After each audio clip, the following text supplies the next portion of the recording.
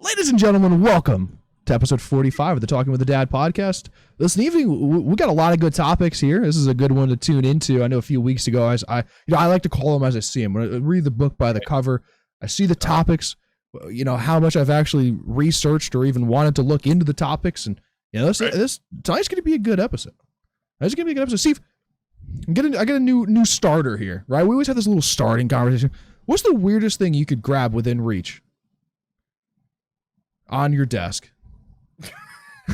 Actually, you picked the worst time to do that. I just cleaned everything up. And why did you clean it? Why did you clean your desk? There was a reason Steve cleaned his desk, and this is kind of like, iffy. I have something fun here. Why did you clean your desk, dude? As he's leaning over trying to pick some shit to do this. I cleaned my desk because I wanted to show off my setup. I've got a new setup now. It's complete. Thanks to complete. Thanks to the caring love of my wife, my mom, and my mother-in-law, all gifting me stuff at the same time. Mm-hmm. And the keyboard looked fresh in there, by the way. The keyboard looks really good. It's like the centerpiece, right? Like you don't realize, but like the computer's off on the side, the monitor's there. Keyboard's the centerpiece, man. That keyboard looks real good sitting there. Well, that's why I said it was a classic setup for a classic man. Like the computer is obviously driving everything, right? Well, of course. But it does not need to be highlighted. I'm not that guy. I don't have any RGB. Actually, I've been trying to turn these red lights on. I do that too, honestly. But I don't want it to be the main focus because what is the focus is what we're doing, right? But the desk is beautiful. Everything here is almost a gift from someone that means something to me. You gave me the monitor, the keyboard, my wife, the knowledge, my wife and the mother-in-law and my mom got the desk and everything. So that's why I cleaned up. And plus, it was starting to look kind of crazy down here. Sure. Right? It was starting to look nuts. So I cleaned up over there. Not to my wife's satisfaction, like she really cleans. Like the boys, deep clean. If I could show you the camera pan over there, their toys are everywhere. I'm sure. You have, but it feels good. Feels good. 3 kids, man. It's hard to keep up with all of it. Yeah. But anyway, the answer to the question is I have a box of checks here. Bryce. Why do you have a box of checks in your room? They're just tasty to munch on, bro. They definitely draw. You need like a late night snack, dude. Just get a few handfuls of checks and you fucking go to town. And well, if I don't hide it, the rest of the family will eat it. So I keep it in here for myself because I like fucking check. I really asphyxiated Steve on finding some weird shit by his desk, and he's now leaned away. Is that a Google VR headset? It's a Samsung VR1. That's even weirder. Wow. You know what? You win, man. You win. I'm sure I could find some crazy shit in that pile behind me. And this screwdriver set that I actually keep thinking that I lost is right here. Every time I look for the screwdriver set, I'm like, fuck, I lost it. It's right there. I don't know. I don't really have anything else, really. I got some Astro A40 ear tags. I don't even own an Astro A40. Some Rick and Morty ear tags. I had an Astro A40. There's a second set of ear tags right there. Is that the Astro? That's the one with the mix amp and stuff, right? Yeah. Mm-hmm. Did you have the mix amp too? Everything. Yeah, I had it for years. I gotta ask, man, what was the sound quality like on that? Worse than the headphones I have on right now. Really? All of that stuff? Because that's a $250 setup, right? Headphones and mix amp and all the cables and shit, right? These headphones are $250. Like, it's functioning the one thing, and I have a nice thing. The same mixer you have powering it, and everything looks great. I'll be excited to have my new headphones sometime next week. I think I'll be getting my headphones. Where'd you order them from? Massdrop. Massdrop is a website. They do drops of items, so like you group buy and you get a cheaper price. So I got a good deal on those headphones for sure. Which ones did you get, by the way? The Sennheiser HD6XX. It's literally the name of it. Very highly reviewed. It was between that and the Bear Dynamic TDYRs or something, which was actually I think it's a closed back headphone, and these ones are open back's first experience with that. So, we'll have a big conversation about those when I get them finally. But yeah, where'd you get the cups for those? So I linked you a set of cups up on Amazon like a while back. Yeah. This is the exact reason why I'm drinking coffee now, man. It's like, because we have full conversations, and I'll wake up the next day like, same, dude. I totally understand that. What happened? Listen, I actually linked you the more comfortable ones. These ones I got recently, and I don't like them at all. Right, wow. So I linked you they're not as much padding, and they're a little bit more stiff, I guess. But the ones that I linked you were the ones that I had before this that I loved. I really, really loved those. Are they as good as banana bread? Fuck, banana man. It's not as good as banana bread at work, but like banana bread in general, yeah, probably. It's funny because the headphones I'm using now, these were also a gift from my mother-in-law back in the day when I forgot my when I got my PlayStation 4. And I gotta tell you honestly, man, if I was playing shooters on that thing, actually I played Modern Warfare with these on, and some dude was trying to creep up behind me. I'm like, I can hear you. Yeah. Turn around. That's how good the virtual Dolby surround sound for these are with a gaming station. Not great for general audio uses. Zach and I are both guys. We're really deep into audio and like audio sound and I'm stuff. very cursory on the house. I know a bit about it, like microphones for sure. I know a lot about microphones and microphone setups. But like audio, like when someone says like, when you say, hey, it was bad on the mids, I don't know what that means. Right. Like I don't have the ears for that. I can hear people moving in like Tarkov or like Call of Duty or whatever. Right. But because I've done it so many times, I don't know what like a good mid is, what like a good, I don't fucking know any of it. You say these words to me and it falls in deaf ears. You know what the crazy thing is? I don't know what a lot of it means either. I just know the sentiment behind it. So when I'm speaking to someone else that's into it, like when they say it, I'm like, oh, I know what he's talking about. I have no idea. Let me try to describe to you what the sound is like in my headphones. And this is probably killing the audience right now. Your speaking voice normally is rich and thick with your mic, right? Yeah, it's a nice, it goes, the reverb and everything works really well together. Right now, you sound like a DJ from the early 80s. So hold on, sorry. I can't, man. That was the worst thing about trying to DJ. Like, I was that guy that would definitely be like, well, that doesn't make any sense. I'm just gonna throw that. It's so you can play the crowd, Stevie. It's so you can play the crowd.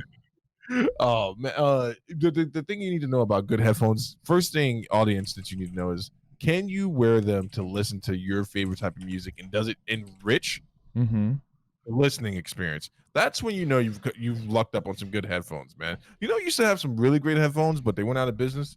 Radio Shack. Every once in a while, you go in there, man, you would find something deep in the back. You're just like, oh, whoa, what are they doing with these? Get it for $80. It was $3,000 somewhere else. Yeah, the Radio Shack had a lot of good stuff, honestly. Yeah. I thought Radio Shack had a lot of good stuff for a while. When they went out of business, I bought, I don't know, $100 worth of thermal paste for like $8 or something. And I'm like, I will fucking take all of this. Because when the last one that I recognized being around here was in the mall, actually, downstairs in the mall.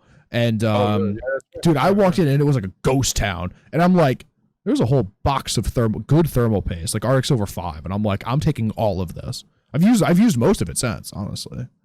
Dude, the last time I went in there was when my oldest son was about 6 months, and we walked in. It was one over nearby the school, over there down on that road somewhere. And man, it was depressing. Like, it was absolutely depressing, dude. It was so depressing. But I bought 4 Chromecast. I have multiple Chromecast, dude. I have Chromecast all around the country. And by that, I mean, there's one in North Carolina that I left at a friend's house. That's still there. That's still, when I go into the Google Home map, it's like vacation. And I'm like, fuck. They renamed it. They're like, please, we'll mail you the Chromecast. We'll pay for shipping and handling. Yeah, he was like, when I left, he was like, do you want me to mail it to you? And I'm like, I have 4 of them, dude. Just keep it there. I'll be back. That was like 18 months ago or longer. It might have been 2 years ago now. That's amazing. Zach, hold up for a second. I gotta fill everyone. You were playing Halo today, man. I was, and I know you were having a good time, man. I could tell you were having fun. Did you not hear me screaming in the background? No, I tuned in at must have been like a good moment when you guys were just talking. Yeah, I saw you in the chat, right? I wasn't streaming, obviously. I was just fucking, I don't know, I can't be bothered. But yeah, I was playing Halo. What of it? Yeah, you had a good time, right? No, it's not fun. It's, you were playing with a controller, you said? I was playing with a controller. It's the only way you can play.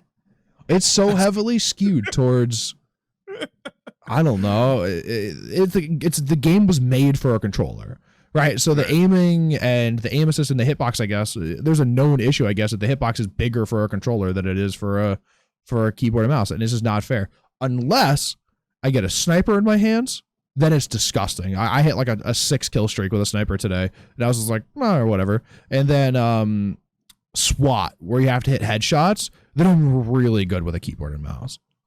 Okay. It's because I can now aim people. But other than that, headshots mean a lot in the game, but like you want to hit the body first, and it just fucking locks onto the target for you.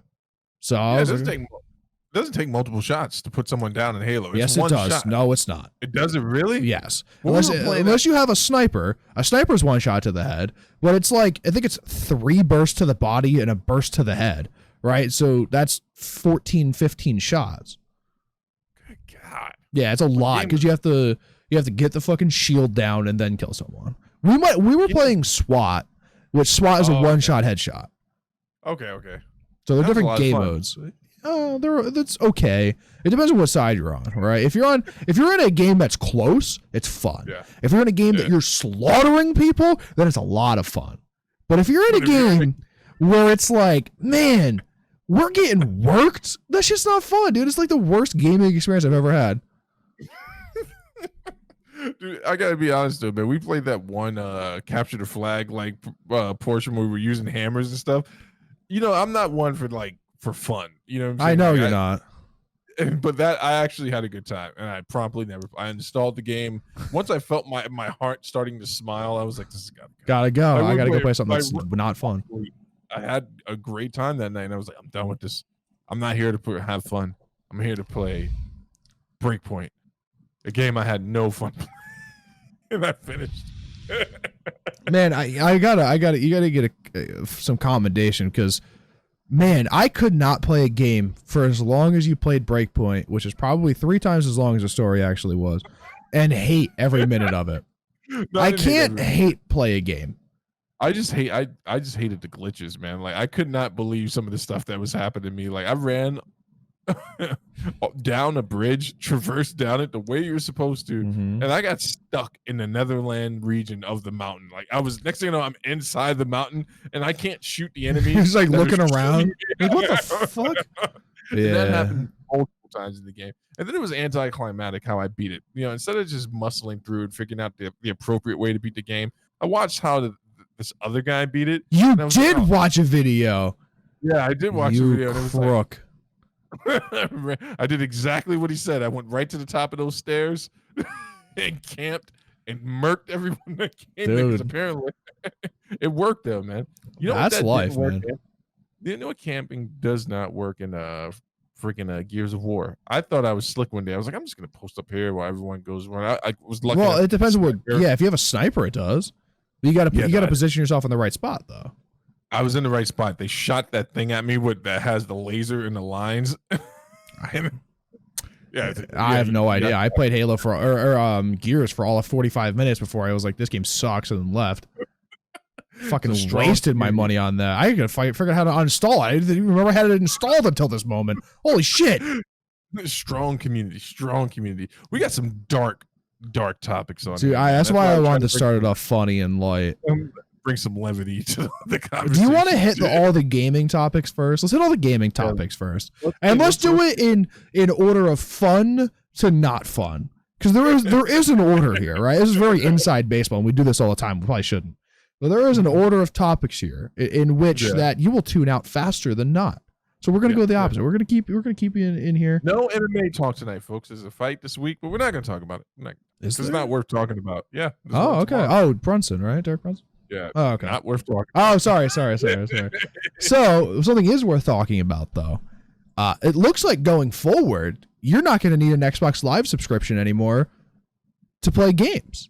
Explain that to me. So there was something going on where I forget what it was. Either PlayStation doesn't require you to have online access to play free-to-play games, or Xbox was thinking about doing that, and I don't remember the timeline here. But one of the executives said, and they just removed the 24-month and the 12-month purchases for Xbox Live subscriptions, right? They said that there's a chance that Xbox Live is just going away. You won't need to pay for the online subscription to play your games anymore. Really? Now, you had a PS3. You still have a PS3. Not that it's a PS3 anymore. It's a Linux box now. Hey, we don't talk about that stuff. Is that illegal? Yeah. You physically own the hardware. PS3, you didn't. When you wanted to play multiplayer, you didn't need to buy PlayStation Plus, right? No. When they went to the PS4, they did because Sony's losing so much money.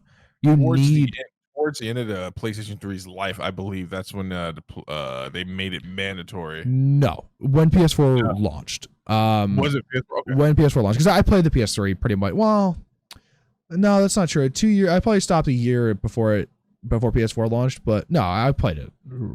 Skate 3 a bunch on it. So PS4, they put it on because Sony was losing so much money. They saw how much money Xbox was making. Now Xbox is going to be going the opposite direction. They're going to be making Xbox Live free to play, and that's fairly interesting. I wonder what the motive is here. Are they making so much money off of Game Pass that they don't need Xbox Live anymore? Because that's a huge cash cow. Is that monthly subscription? Dude, you have to pay $15 a month or whatever it is to play online games on your Xbox. How many Xboxes were sold? 50 million? That's people were playing multiplayer. Even say half of those. That's 25 million times $15 a month to play video games online. That's a lot of money. Oh, you're talking about just for the Xbox Live. I thought you were talking about Game Pass, because Game Pass. I have no idea. It's $60 for a year or something, right? Yeah, Game Pass is just a subscription where you can play. You get a catalog of games. Right, but you got Xbox Live with it. They moved that to where you got Xbox Live with it, I believe. Yes. Okay. And so now that's going away, and we just keep Game Pass. This is sounding worse and worse. Sounds better. It's honestly, because if you don't want Game Pass, you buy an Xbox for, let's just say, $500, $600, right? And you buy your Call of Duty, you now don't have to pay $15 a month to play that game online with your friends. You are $660 into this, right? And now you're just online with your friends, and how the PS3 used to be. I like this. Yeah, no, that makes a lot of sense. I think it's going to bring a lot of people back to the same. All right, let me choose my words carefully, and let me use something to substantiate this. Whoever's going to buy an Xbox, they were planning on buying it prior to this. I think it's going to be a lot cooler because that's saving your clients money, obviously, and it's one way not to gouge them. I'm hoping that this signifies that, other than the weak launch, which is conjecture, it was just my opinion that it was a weak launch for the Xbox, and it was an even weaker premiere for the game slate, and then the bad mistake of doing a third one with showing gameplay for Halo. I think this is just a little a bit of PR. Sure, it's going to work in their favor, and people are going to look at it favorably, because I'm honestly, I have a PlayStation Plus subscription, and that bums me out that you have to do that, right? It's this is the. But do you play multiplayer games? Huh? Do you play multiplayer games on it? Yeah, I play Apex every once in a while on there. I'll play Warzone on the PlayStation. Man, you own a computer and you're playing shit on a PlayStation? Oh, well, some of my friends are only on PlayStation. But you can cross-play. I know those are but it seems wrong to do that. Why? You're going to be just as bad on either. Actually, I'm a lot better on the computer. I'm sure you are. I'm a lot better on the computer. Also, there were certain games I wanted to be able to play that require a PlayStation Plus account, believe it or not. Yeah, they did that thing where with the online DRM that you need to always be online for the games to work. I wonder what the notion is on this next console. I haven't heard about it yet, on whether it is always online or if it's. I'm assuming it's going to. It's just the new norm now, right? If Sony does that, that would be amazing to me, because they do it right PS4 right now. Most games you have to be online. No. When I say to do that, let me clarify. If they get rid of PlayStation Plus, that would be amazing to me, because I can't see them giving up any revenue where the rest of the company's at right now. They're like, I don't think they do. I think I can see them jacking the price up. They're like, oh man, that was really nice at Xbox. We're gonna tack double price. Double price. $30 a month, no discounts. $360 a year. So here's the thing, right? And you'll probably notice this after I get done with my thought here, right? Right. The console that is the more popular in the mainstream, right? Like the things that you see on your Twitter and your Facebook and your Instagram or whatever, is the console that Call of Duty is partnered with. Right. It always is. right? So no matter where Call of Duty launches their partnership or has their partnership is a console that's going to sell the most on the mainstream, right? Which means that more people will buy it because their friends have it. You know, they kind of have that on lockdown. So yeah, it always will. It always has been that way, in my opinion, right? COD 4, Modern Warfare 2, World at War, Black Ops 1, Black Ops 2. That era was at 360. Was Xbox 360 was the most popular because that's where their DLC came out first. That's where the pro scene was played. Although Modern Warfare 3 had one tournament on the PS3 or something and had some Bluetooth issue. And then they switched to the partnership with the PS4, and that's where the pro scene played, and that's where most of you see all of your clips, your montage clips, all of your videos, everything's on the PS4. Yeah. It's crazy though, because it's crazy to think that at one point that's where everyone was going to play COD was on the Xbox. And when I think about it, I remember watching this Hex video. He was showing his setup from like back in the day, and it was like 2 TVs with the 360 in the middle. Yep. I kept thinking to myself, I was like, man, it'd be amazing if we got the red eye of death right now during this. Dude, how many consoles those guys went through?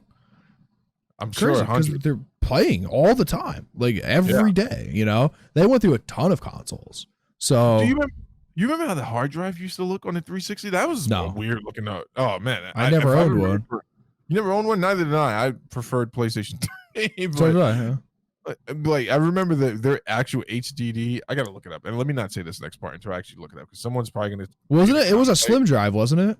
Yeah, it was a 3.5-inch slim drive, I thought. Yeah, I thought it was pretty interesting. But I remember my buddy bought the 360, and he was really gassed for it. You know, everyone loved it. I don't see anything wrong with it. I just never understood the Xbox controller. He lost out on the community because he found out more people were playing the games he enjoyed on PlayStation for some reason. Wow, is that actually a thing? Because I thought the 360 was like by and large significantly more popular. Maybe it was just his life, because everyone he knew was playing the exact same game, but they were playing on PlayStation. That's not an issue anymore. I think most things are crossplay now. And that's, I mean, so what do you need? What are you paying for then? What are you paying for the PlayStation Plus subscription for? What is this for exactly?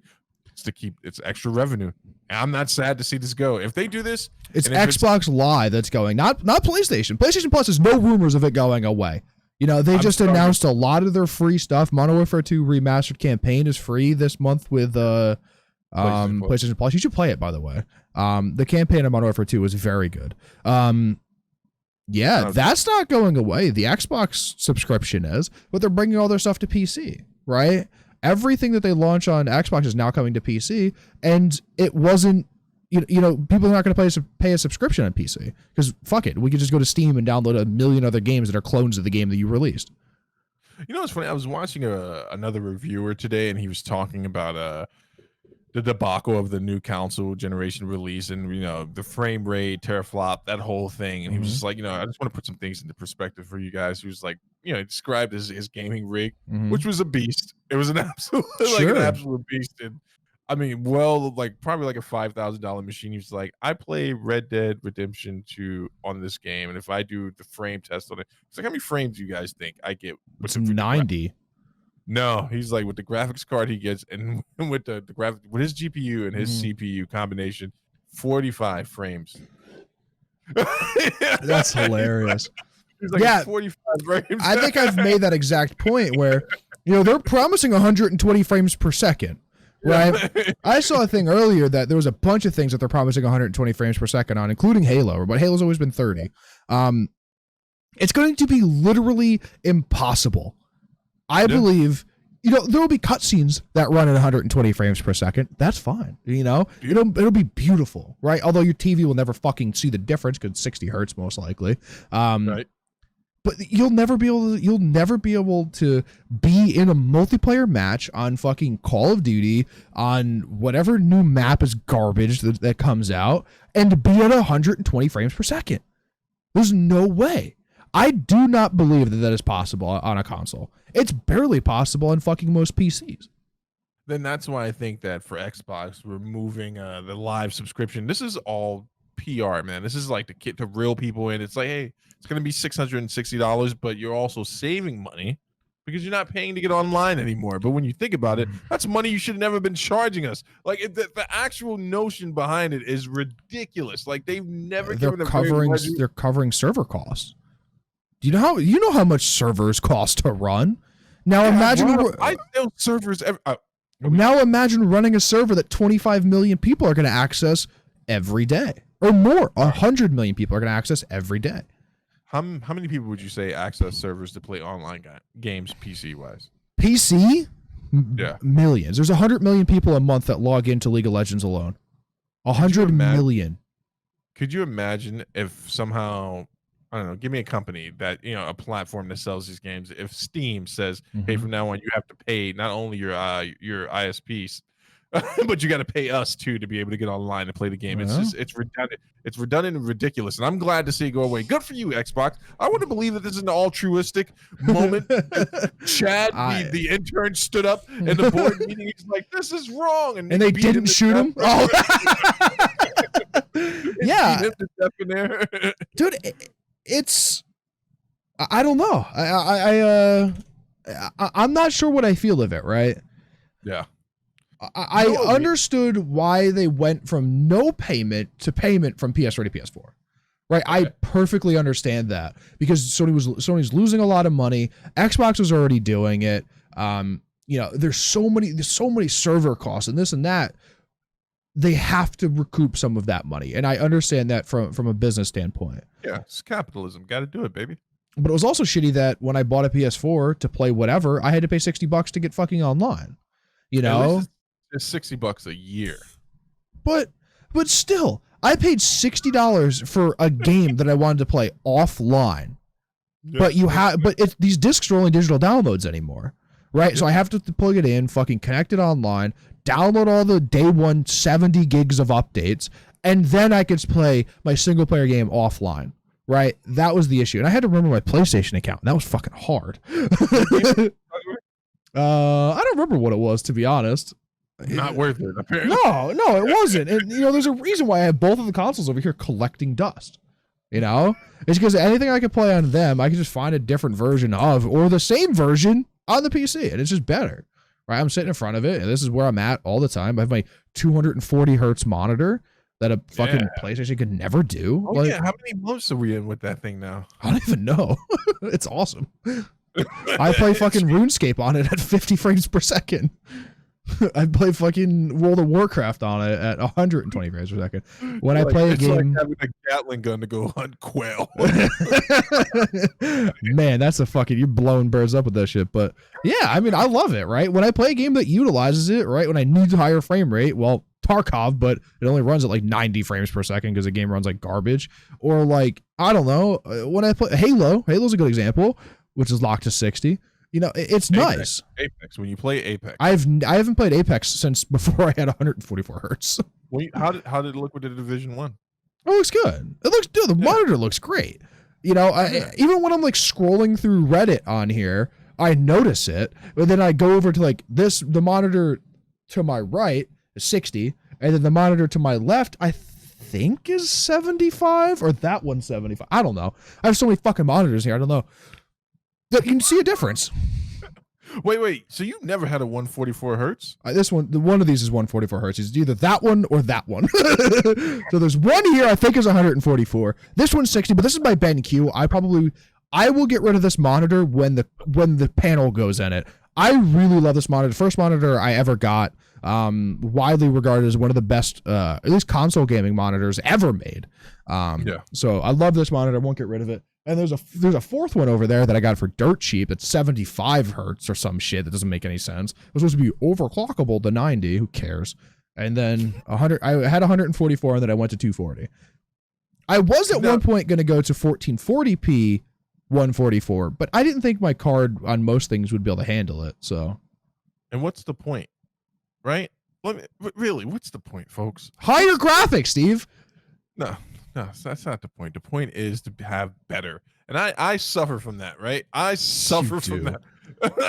I got a 4K TV sitting here that I use exactly one time a year.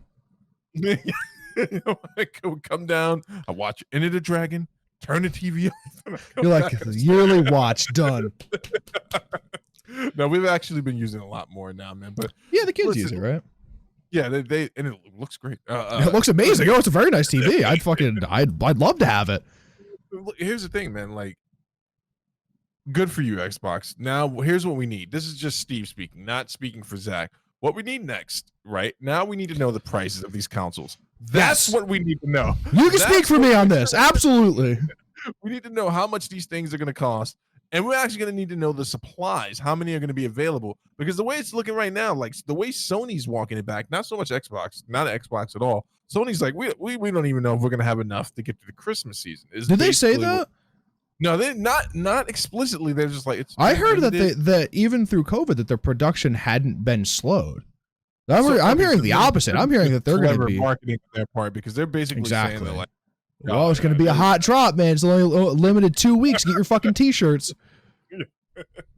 Make sure you're there, folks. Make sure you're there. I hate when t-shirt companies do it, but I hate when games do a thing where the items are only expensive because they only release 6 of them into a game.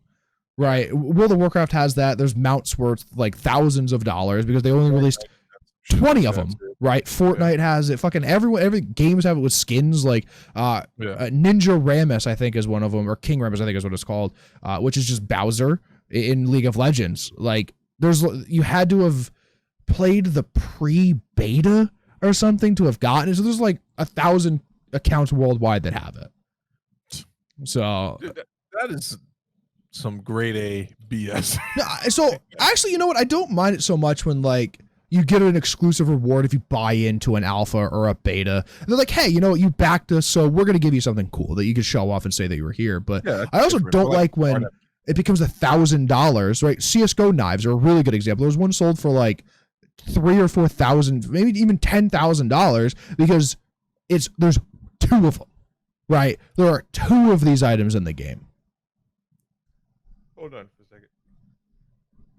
Did you say $1,000 to $10,000 for a virtual item? Probably traded every day. Yeah.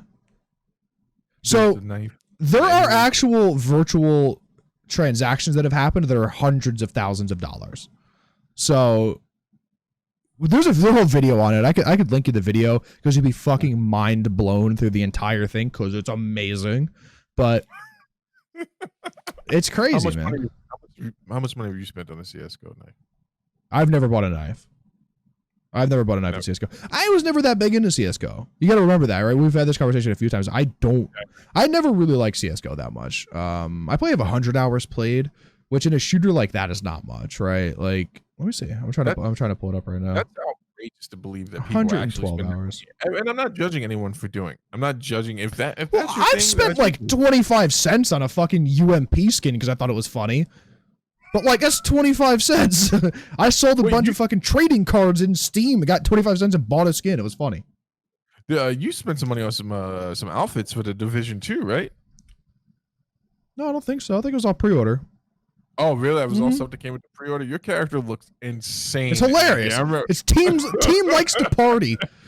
Shout out Shane for that one from Black Ops 4 because like if you pre-ordered it, you got these. Oh man, what is it? The Day of the Dead and Deus Mos Muertes. It's the Mexican holiday. And you got skins like that in the game, and me and Shane were wearing them, and I was like, all right, Shane, fucking Team Day of the Dead going this way. He goes, this fucking team likes to party, and then we ran together. It was fun, you know. Yeah, your character looks like a mixed up Nazi from. No. Yeah, he has fucking blue shorts on. He looks like a retired surfer dude. It's amazing. Yeah. When you were playing with Cash, I remember running down. You also had some pretty gnarly weapons on there, but you know what? This topic is completely dead. I don't care if I care for the fans. I care. I hope you get your money's worth, man. Zach's not buying one. I'm more than likely going to get a PlayStation 5, and it's going to sit in between my PlayStation 3 and my PlayStation 4. And if I can find my PlayStation 1 and 2, and then that'd be it. You all right? I just hit my elbow really hard. Ow, that hurt so bad. I had a cowardly moment today, too. I scratched what I thought was just an itch, but it was actually a pimple. And, you know, when you do that, your body sends that shot down, like, don't go any further. But it was horrible, man. Like, I just had this horrible feeling. And my wife, I've never had that. Oh, it's hard. When she looked at me, she's like, what's wrong with you? It's like akin to getting a butt cramp. That is like, there's no way to look tough when these things happen to you. Bro, you gotta drink more water. If you're getting cramps, you gotta drink more water. Eat some bananas, bro. Drink more waters. Eat some more bananas. You know, that's where we got to be with that shit right there. You know where we got to be? Free to play. We love free to play games here. Talking with a dad, formerly gaming with a dad, which we don't talk about anymore. We love free to play games, right? League of Legends. That's the only free to play game that I know that's worth it. But here we go going forward. Halo Infinite multiplayer, which is the good part of it. No one cares about the campaign, Reggie. Free to play. It is going to be free to play. Xbox is switching their entire model to free to play. Where does this go? Right? I guess Fortnite is a free to play game too, but I would never fucking be caught dead playing that game. Apex is free to play as well. Oh, it is. Yeah. Oh, Rocket League is going free to play too. In a few months. Warzone's free to play. Oh, right. Another worthless game. It is only one of the most played games. No. At any given time. No. Yes. No. Yeah. It's just not true. It is not true. League fucking destroys it. 100 million people a month. One of I bet you it's top 8. I bet you it's number 8. I bet you it's number 9. That's not even too important. You gotta be top 5 to be one of the most, man. If you're sitting top 10, would you say that Derek Lewis is one of the most successful heavyweights? Yes. No, you wouldn't. He's not. Considering the heavyweight division, that man's almost nearly the gold standard. We're talking about guys you never know if they're gonna have a long career in MMA. It's not heavyweight boxing. We can be honest about that. Any one of those dudes could smoke me in a heartbeat. But let's be real about the. Wait, see, we're talking about MMA. How did this happen? Oh, see, I brought him back into it. How did this happen? So Halo Infinite is going free to play. I don't know enough about this game. I played Halo with you guys. I played it once upon a time. Halo Infinite is the new game that's coming out for the next generation console, correct?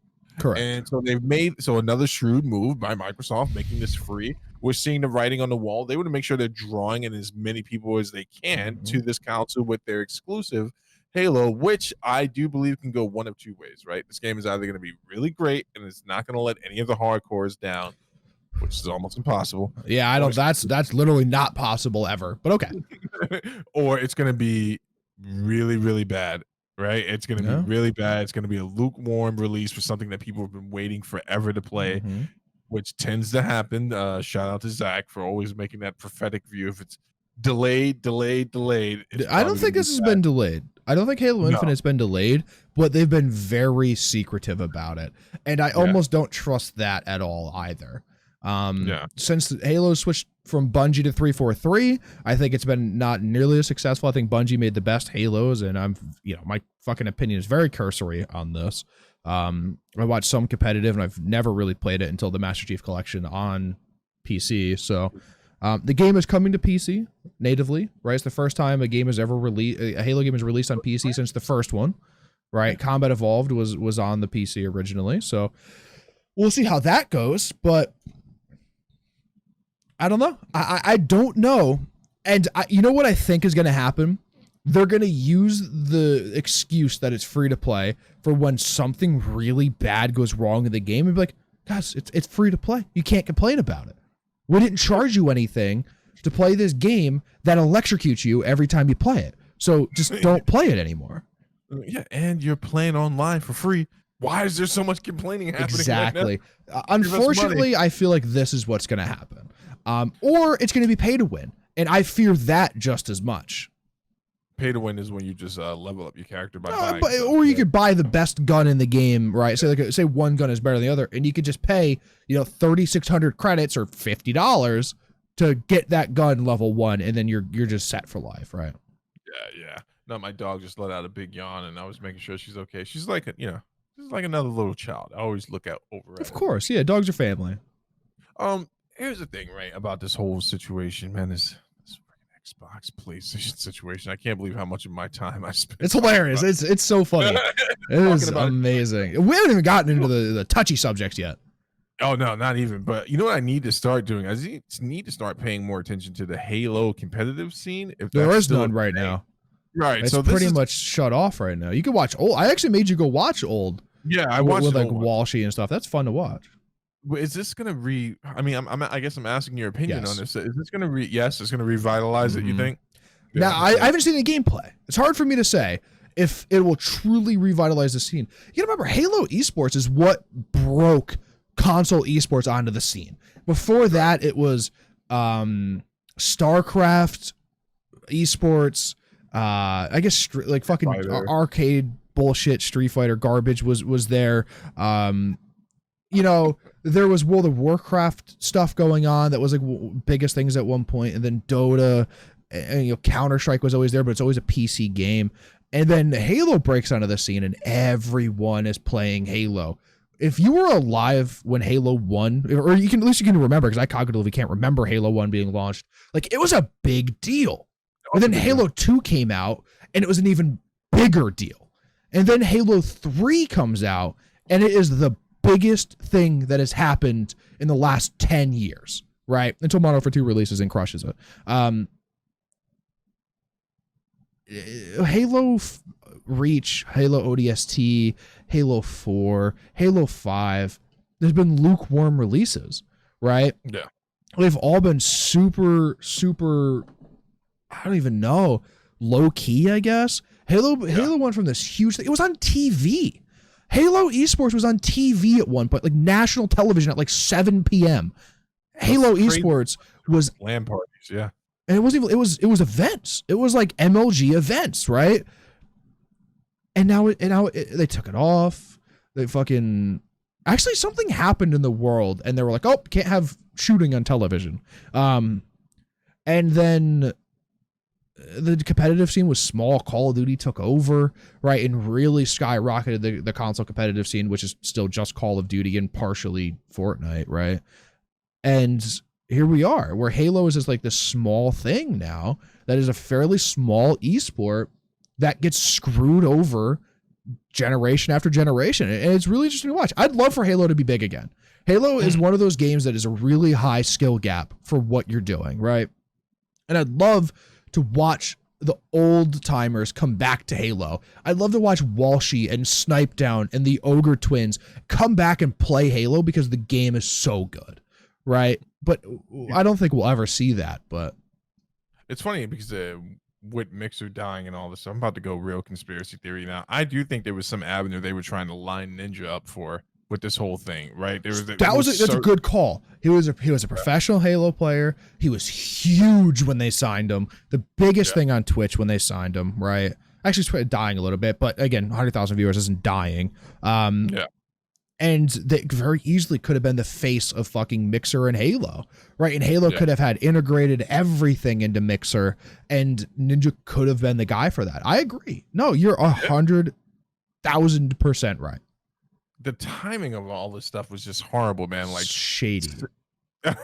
It's like there's something didn't make sense in that department. Like from the gate, like they should have known. Like that money came directly from that department instead of coming from the overall company. Sure. Which hey, I'm not telling you how to be a ruin business. it. You ruin it that way. We know that. We both know it. Yeah. But we'll see how maybe they'll make some money back. Could be another reason why shit's going free. They got to make sure they get these sales for the Mixer to debacle. Got to get some of that revenue. The only way that this is good for Microsoft is if they plan on selling Xbox. Because then you could use how many people downloaded our game as a selling point, right? If Apple is trying to buy Xbox from Microsoft, right? And Microsoft's no slouch in selling their part of their assets, right? Not usually a valuable one like Xbox, but if Apple's knocking on the door going, hey, if this next generation goes well, we want to take over Xbox from you, right? For X amount of money, and fucking Xbox is like, dude, we want to sell 100 million consoles. We want 500 million people to download Halo on both Xbox and on PC, right? This is the way to do it. Yeah.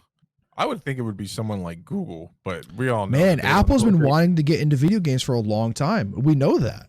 Yeah. Apple's notoriously wanted to be a console. What was there? They had a thing they were doing for a little while with games, right? It was like Apple Games or some nonsense, right? Not that I know of. I mean, I could be not remembering it because I've always kind of shied away from Apple stuff after I think I had an iPhone 6. Some dude was supposed to be bringing a Hackintosh into the school, and I was like, well, this is going to be amazing. I love Hackintoshes. It's absolutely amazing. I mean, I don't know, man. Like, this bums me out. I'm going to bring it up anyway. I think that if Apple's going to get into the gaming space, all they need to do to succeed is to look at what Google has done wrong thus far, and then they can map out a way to be successful for themselves. Sure. But let me ask you a question. You don't think they go the Sony Microsoft route and make a home console? Oh no, absolutely. I think, but if you're talking about, if we're like segueing from that, the whole point of them buying the Xbox, or potentially even more likely buying Sony, I think there's a better chance of them buying Sony. Correct. I agree. Yeah, as a whole, and I think they would just do some rebranding on that. Obviously, I can see the commercial now. They show us the PlayStation 1, 2, and 3, then the 4, and then the 5, and then the Apple logo comes up, letting us know they're building off the rich tradition. Sure. But I think they bring in I can direct this commercial. I know how well Apple does their fucking promos, man. But you could never change the name. If you change the name PlayStation, and also here's an issue, right? Sony sells really well in Japan. Asia. Right, in Asia, not even just Japan, but in Asia. If they switch companies and it's not Sony anymore, it doesn't fucking sell. Everyone switches to Nintendo there. Oh yeah. There's a lot going on with the brand recognition over there that has more to do. Yeah, that has more. Nintendo outsells them, to be fair, over there. Yeah. The Switch and the DS is like the best selling thing ever. I cannot stand that thing. I can't even stand that it exists, and I don't know why. The Switch. Yeah, another thing that's right behind you that you don't ever use. It's over here, so I don't know where it is. This is how little I think it's. Oh, I found it! It's right here. Look how much dust is on it. When's the last time you turned that thing on? I don't know. I bet you it still has battery though. So, but I mean, if Apple bought, I think they would go that route. But they would bring in their own developer team and all that stuff. But a lot of stuff would stay in play. Now, would they start their own console? That's where I think they could, man. If they do it, but think about how late in the game, like they would have to get matter. It doesn't matter. Have to go to developers like stat. No, it doesn't. It doesn't. You don't think so? Bro, for them to be how many people buy the new iPhone because it's an Apple product? No. How many? Four games. No, but it doesn't matter. I could give it to anyone at any point and be like, hey, this is our launch date. Right? If you want to be a launch title, here you go. If you want to be second wave, this is when the date is going to be. Right? And some people are going to be able to meet that. Minecraft is going to be able to meet that launch date title. Right? If I could port a bunch of stuff over. Right. Call of Duty, whatever Call of Duty is out for that generation will be on that. Right? Assassin's Creed will be on that. Right? Yeah. It doesn't matter when they give it to them. It's a fucking Apple console will sell so fast. It would actually be like insane. Let me say, because there's so many like that. hard, just like the Apple TV. Ugh, yeah, it would, but bigger and yeah. It's like you go into Photoshop and hit Control T and just go swing. I hope you got my reference there. Yeah, I did. Yeah, the resizing in Adobe. Sure, it would be, but it would be huge, right? It would be enormous, dude. There are people who like literally, like, will not text people back who send a green bubble, right? We're deep. They're deep in it. Yeah, but they're idiots, deep. Right? But we both subscribe to Android, right? I'm thinking about buying an iPhone, my next phone, maybe, just because I like to see both generations. I don't have an iPhone readily available for me to use all the time anymore. So I might buy one. Probably not. I'll probably buy the Pixel 5 when it comes out. But people subscribe so hard into it, right? I have a MacBook, right? I can't say that I hate all Apple products, but again, it's being utilized to some very umpteenth % of what it's actually worth. And, I'm not blown away by it, but I'm not one of those fanboys either. I'm not a fanboy either way, unless it's Intel versus AMD. Then I would die on the Intel side, but even with all the mistakes they've been making lately, and like Intel is amazing, dude. I don't subscribe. I choose to not believe the mistakes that they have made. Like even when I don't really pick sides in anything. I think your processor was the last one that was reviewed favorably, by the way. Yes, because it was the last one that had hyper threading. They removed hyper-threading and bumped up cores because they had more space on the die that they'd be able to do. So yeah, probably they'll make another one that's great. The i9 9900K was wonderful. The i9 10900 or whatever the fuck it is, it's too long now. We're gonna think of a different name. Intel. Get me wrong. You keep saying i9. You mean to say Ryzen 9, but it's a common mistake. It's a common mistake. People say things. There is an i9. I know there's an i9, but the Ryzen 9 is what you want to be promoting. They're like it's the universally, and it's amazing to watch it happen because I'm new to this, but it was amazing to watch that shift happen because people were just like, I suggest Ryzen chips for people who are looking to do multi projects, and that's going to be good for you. For gaming, Intel's still king. But then that conversation started to shift. It's still not the case. And then you start to see people saying things like, "Hey, this is actually coming close to the Intel competitive." Yeah, I give you that it's competitive, right? But the nice thing about Intel is I have a $325 processor, right? Which just seems like a lot, right? If you're buying a $600 console like an idiot. But this processor, I don't have to upgrade this. Probably for 10 years, right? It's fucking 8 cores. It does 5 gigahertz out of the box. As long as I keep a nice cooler on it and thermal paste, which I probably should replace at this point. I was just about to ask you that. I'm like, when's the last time you replaced your CPU? 18 months ago. Okay. Right. It'll be fine. It'll be fine for a long time. And it's a good processor. Now, it's a $325 processor. This is the point that I was getting. To compete with it in gaming, AMD needs to use a $700 processor to compete with it in gaming. You're looking at double the price for the same performance inside of games. Wait, hold on for a second. Which chip do you have again? i7 8700K.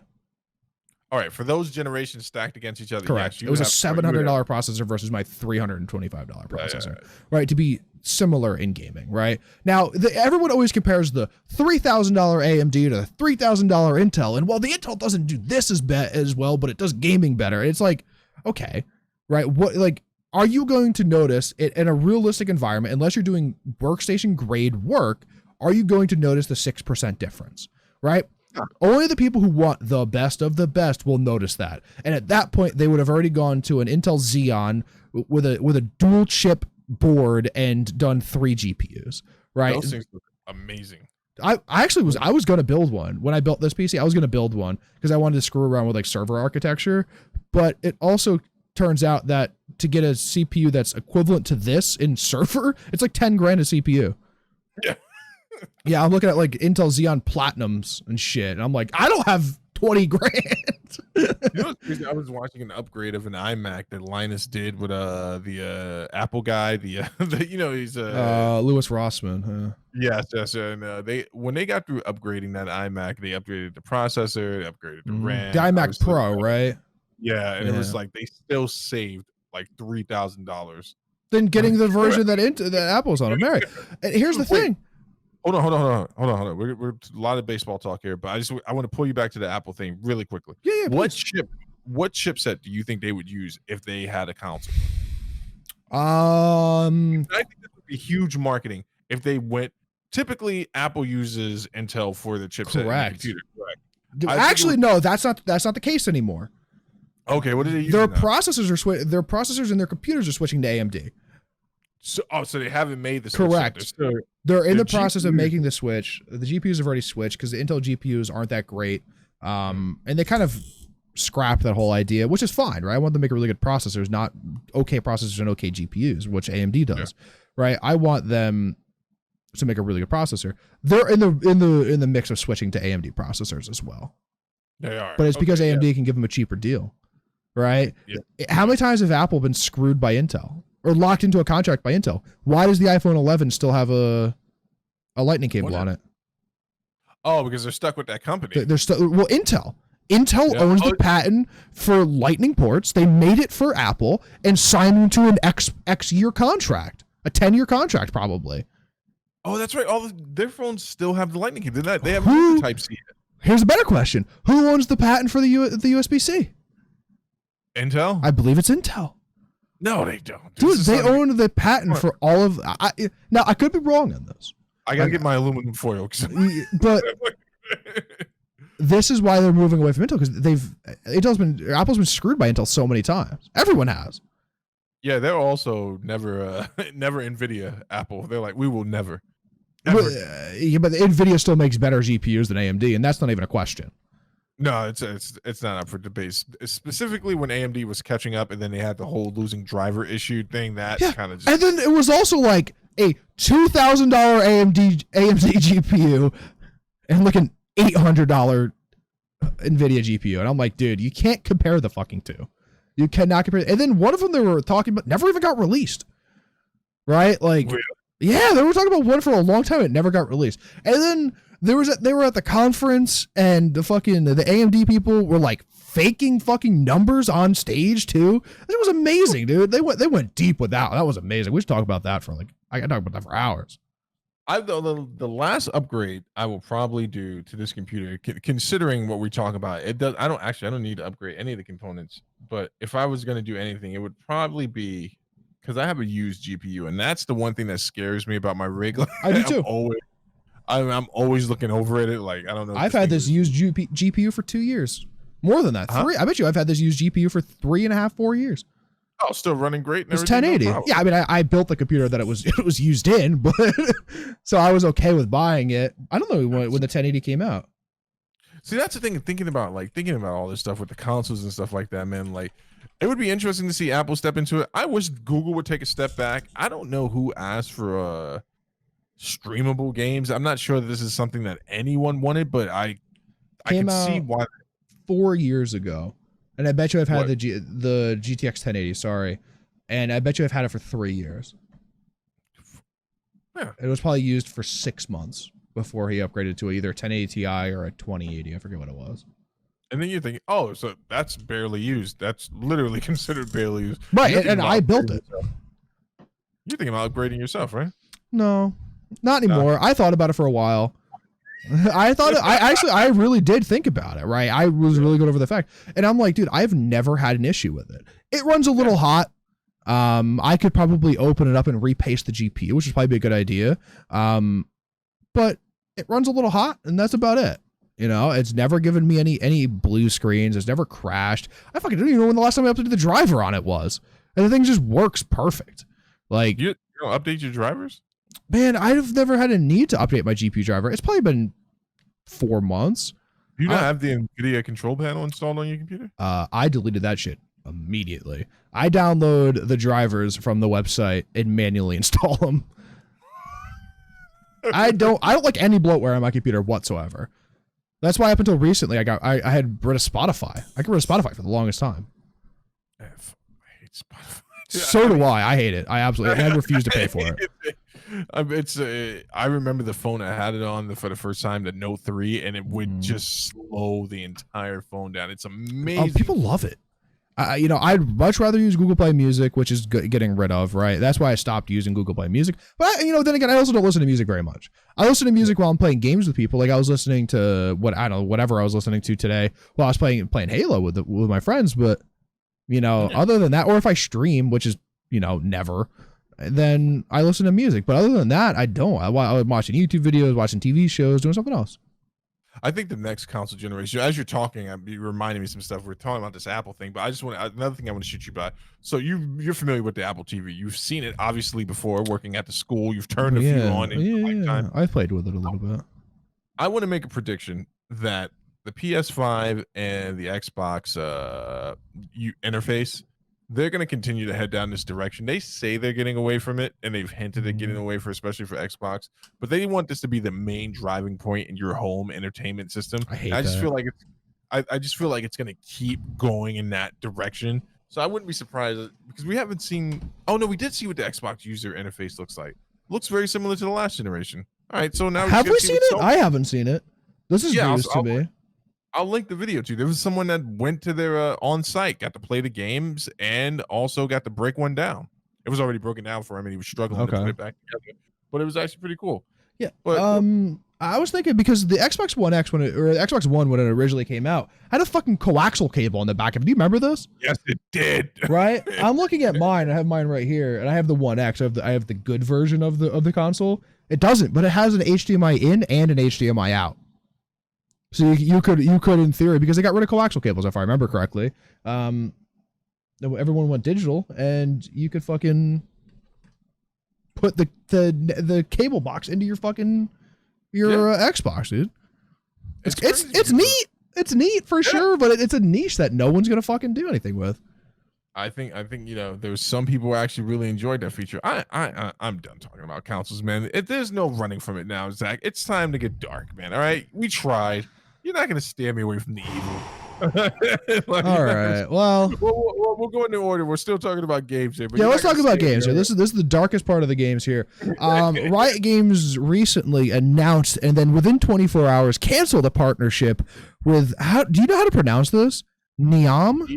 Neom. Yeah. It is a planned cross-border city in Saudi Arabia, and it's supposed to be a smart city and a tourist attraction and all of this stuff. They sponsored the LEC, which I believe is maybe not the Korean. One of the League of Legends championship series. They all have different names now. It used to be LCS EU, used to be LCS Korea. They changed all the names. So it was used to sponsor one of those. And man, the backlash on this was really, really bad. Really bad, man. So I've read the entire article, right? I read a few different articles on it because I wanted to see what the backlash was about. And again, there's obviously some jargon I'm still getting familiar with. But what I was able to take from it immediately seemed really cool. It was going to be like their version of Fight Island. Like I was looking at the presentation, I'm like, oh man, this is going to be like they're going to build an infrastructure. They're going to host live tournaments. This is going to be a lot of money thrown at it. But then I thought about who they were getting in business with, and I was just like, oh wait. There are some very negative views on this company and the shareholders and it's not a company, it's a country. It was sponsored by a country down at the heart. Now, with that, the biggest sponsors for League of Legends and really esports, right, would have been the U.S. military industrial complex, right, China, and Saudi Arabia.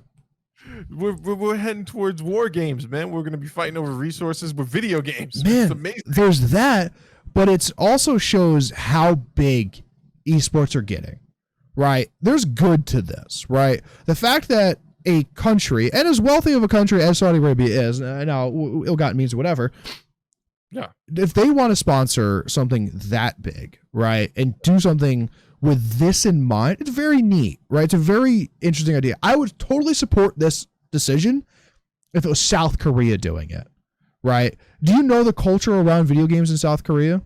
I know it's huge. At one point, there were over a dozen TV stations dedicated to StarCraft 2 alone. Wow. Right. This is how big it was there, right?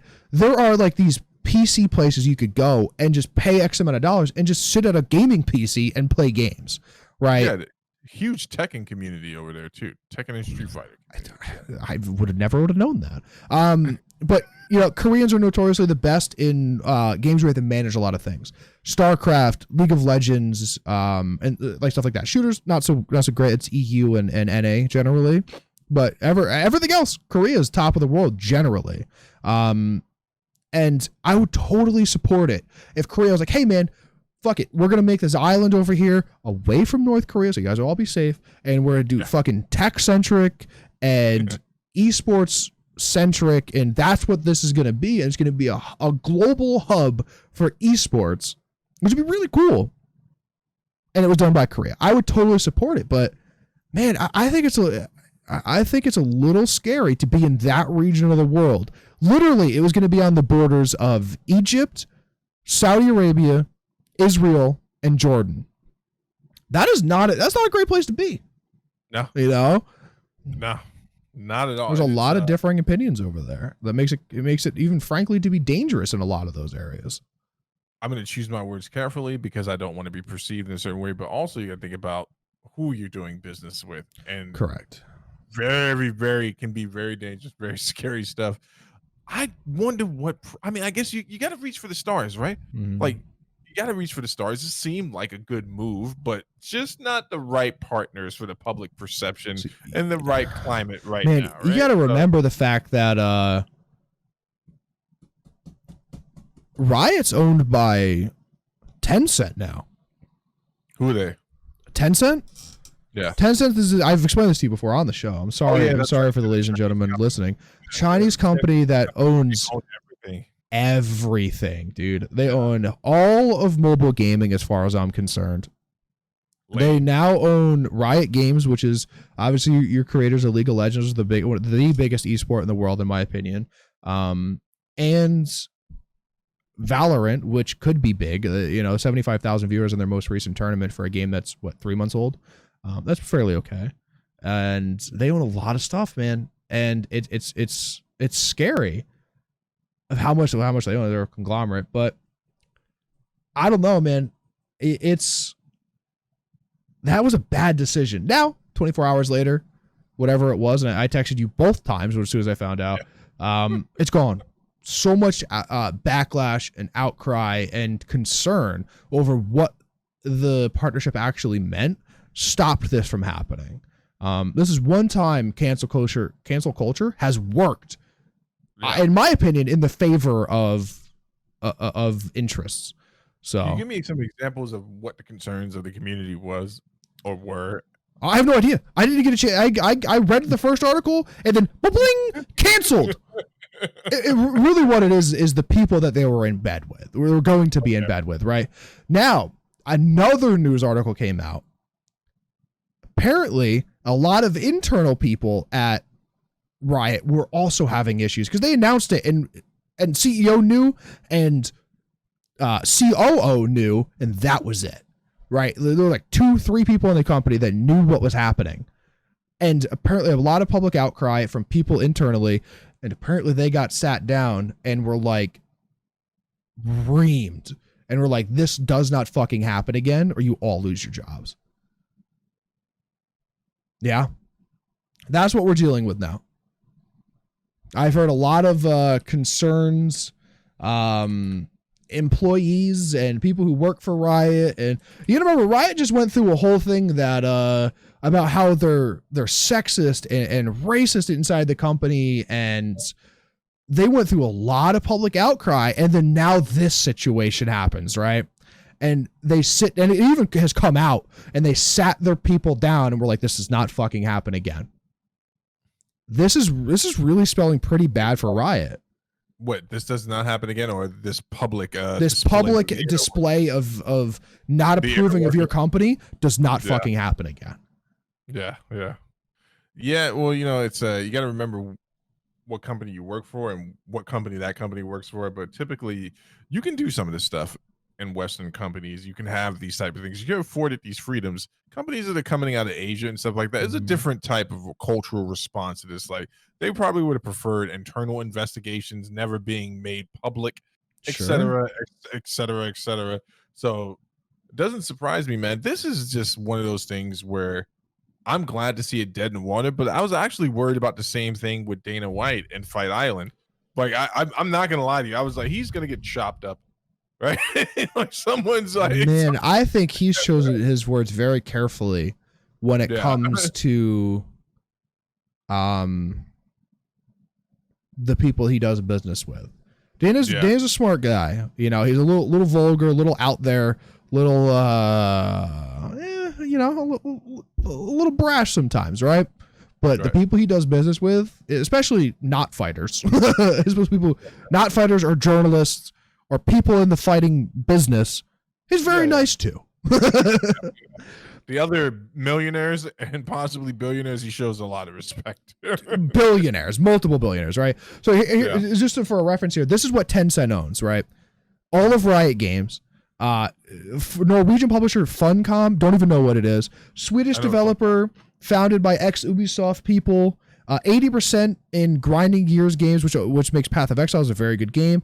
84% of a Finnish mobile game developer who makes Supercell's Clash of Clans and Clash Royale, biggest fucking mobile games of all time, right? 40% of Epic Games. We know Epic very well. And another things to note here: 5% of Activision Blizzard, one of our favorite companies of all time, Call of Duty, World of Warcraft, all of that stuff, and 5% of Paradox. Paradox, I believe, is the people who make Borderlands. So, and 5% of France, of Ubisoft. They own a little bit of a lot of things. And it's scary. It's scary to see where they were trying to go, and they have music and they have a lot of things that Tencent really does. It's a very scary company. It's like the Monsanto of video games. You know, it gets scary when you start reading that they own money, or they own portions of food distribution. That's when you know a company is really starting to exceed. Oh my God, like Procter and Gamble? Yeah. Or Johnson and Johnson? That's when you know a company is just like on some next level, like megalomaniac like behaviors. But you know what? I'm glad this thing's dead in the water. And man, it's still, well, they say it's dead in the water, right? Now, here's the thing, man. I think esports continues on the path that's going. This is just me, right? Just a little bit. I know continues on the path that's going. I think that they should really avoid at any cost. I think you might disagree with me on the next thing I'm about to say. Any network representation, stay out of that stuff. Television, you're saying, right? Yeah. Stay off of television and keep it on YouTube, Twitch, platforms where you already have this built-in base where people don't feel like, because some things don't need to go mainstream the way that everything else has gone in, right? You keep garnering the success, you keep doing big numbers on these platforms, and it's like, it's undeniable. The minute something goes on NBC or ESPN and you got weirdos talking about it and they don't know what they're talking about, it goes all bad, man. Just keep it off of this stuff, man. Keep it out of Saudi Arabia. Not the people in Saudi Arabia don't deserve to play video games, but don't be doing any business with now on. I agree with you here, but for different reasons. Right. You don't want to invest in a dying platform. Yeah. Television is dying, right? Rogan's podcast does more viewership monthly than most major television. All of major television, for as far as I'm concerned, right? I think, but there's also a part of me that it's like, man, your viewer base that grew up with this is growing older, right? They're going to be buying houses. They're going to be having cable in their house. So why not fulfill that need or want within that? But I don't think a lot of people are buying cable. I think a lot of people are getting rid of cable. Now, I think they could do their own network television. G4 TV is coming back, right? Yeah. We spoke about this. You told me, you're like, I don't know what G4 TV is. So G4 TV is coming back, right? 2021. I know what G4 is. Go ahead. Continue. Okay. I'm sorry. 2021, G4 TV is coming back. They've been doing a lot of AMAs on Reddit and they've been tweeting a bunch and stuff. So the funniest reply to one of the tweets is when G4 TV like did the thing. They're like, hey, we're coming back or whatever. And the top reply was literally, I'm surprised someone remembered the password to this account. And it was like one of the funnier things I've seen recently. I don't think it's bad to have a network representation, but if it's your own channel, right? Right. I don't want NBC, ABC, CBS. I don't want, okay, I could just say Disney. I don't want Disney representing. Whoa. Now you're talking slick and reckless. I'm talking monopolies. I'm sorry. I don't want Disney to represent or talk about something that they don't know about. But if, I don't know, Activision, Riot, like all of these major companies, Valve, right? If they all got together and were like, hey, we want to make a network where we could talk about our esports, show upcoming events, like promote things and review whatever it is, right? I don't think that's bad. But they have to do it on their own terms and in their own fashion. Yeah, I don't know if that's really idealistic, and it's actually a good idea. I don't think they would ever come together on that, but who knows? Who knows? That's why I think the built-in. I'm surprised not to see more of a push for YouTube, especially since they have YouTube TV, which broadcasts regular cable networks. But you can sneak a channel in there for sure. Right, that's what I'm saying. Yeah. Yeah, you can absolutely sneak a channel in there. I think that's going to be the huge push. I think this was a great idea, the Neon Riot partnership. The spirit of the idea is great. I agree. But yeah, maybe with new partners and stuff. I like you said, if it was Korea, 100%. Even if it's Japan, right? People are more than willing to do something Japan, like that. For sure. China doesn't like Japan very much, I don't think. So I don't think that would have happened. Yeah, I mean, they tried to do it in Ohio. It's a great place. It's Columbus. That's where they wanted to do it in Columbus. I think there's an MLG arena there. Dude, have you been to Columbus, Ohio? This is the greatest place on earth that people for many different reasons. No. Some of the best skate ramps, some of the best verts and street sessions you can have in parks are in Columbus, Ohio. Yeah. Rob Dyrdek is from Ohio, I believe. There's another great reason. Chanel West Coast, she's got cousins in Ohio. Is that true? You definitely just made that up. I do know this. Great buffalo wings there. Not from obviously, but it's delicious. I've heard there's a lot of good stuff in Columbus, and that's why a lot of esports was based around there in the early years. Even like a bunch of the Halo pros all came out of Ohio. But horrible internet, but a lot of good stuff. The infrastructure is awful, and frankly, we're not sure that they have bathrooms, all of them. But to all our Ohio listeners, we love you and value you. Make sure to like, share, and subscribe with your friends there. Yeah, definitely. We love you, Ohio. You know, there's not really much in Ohio. Baseball, man, this is a bad one. There's not much going on in baseball either. So we're about 3 weeks away from baseball shutting down entirely. I think the Marlins are now out because they have so many COVID cases. The Phillies are now out because they have so many COVID cases. The Brewers just got canceled because they have so many COVID cases now. Now this thing goes on. It's the Mets, the Nats, and the Braves in the East. So we're okay. Mets are looking pretty good. Although they have to play the fucking Nats, and they never play well against the Nats. But baseball's about I think 3 weeks away from shutting down. Failed experiment. So they did not do the whole contained ecosystem bubble, right? They didn't do the bubble. What were they doing? They were just like, we're just going. Everyone's playing. Yeah, they're just fucking playing anywhere. They're just playing without fans. Hockey's doing it. Hockey's playing successfully, it seems like. Bubble, right? Bubble. 2 bubble cities, Ontario or Toronto and Vancouver, maybe? I'm not sure. I don't care about Canada. And NBA's doing it. I think it's just in like Orlando. Yeah. It actually, like, right now would be a really cool time to. Well, it's always a real cool time to be a fucking NBA player, but it'd be a real cool time to be an NBA player because when your game is done or practice is done, you just go fucking sit in the stands. You could watch all of the basketball you want. I think they shoo them out of there right away. Like no, I think they're allowed to sit in the stands. Really? Yeah, I think they're allowed to sit and just hang out. There's no traveling. That's got to be the best part for you. No away games, like you just like, especially when you get those quick turnaround games. Yeah, well, I think the most players like those. Right, honestly, right. I think they like the different women, different city. Oh, okay. That's really the only reason. Area codes, right? Different states. It doesn't count. That's why, man. Baseball is very, very close to shutting down. I wonder if the NFL is going to be able to pull off a season. Are they doing a bubble? What's going on? I don't know. There's no news as far as I know. There is no news.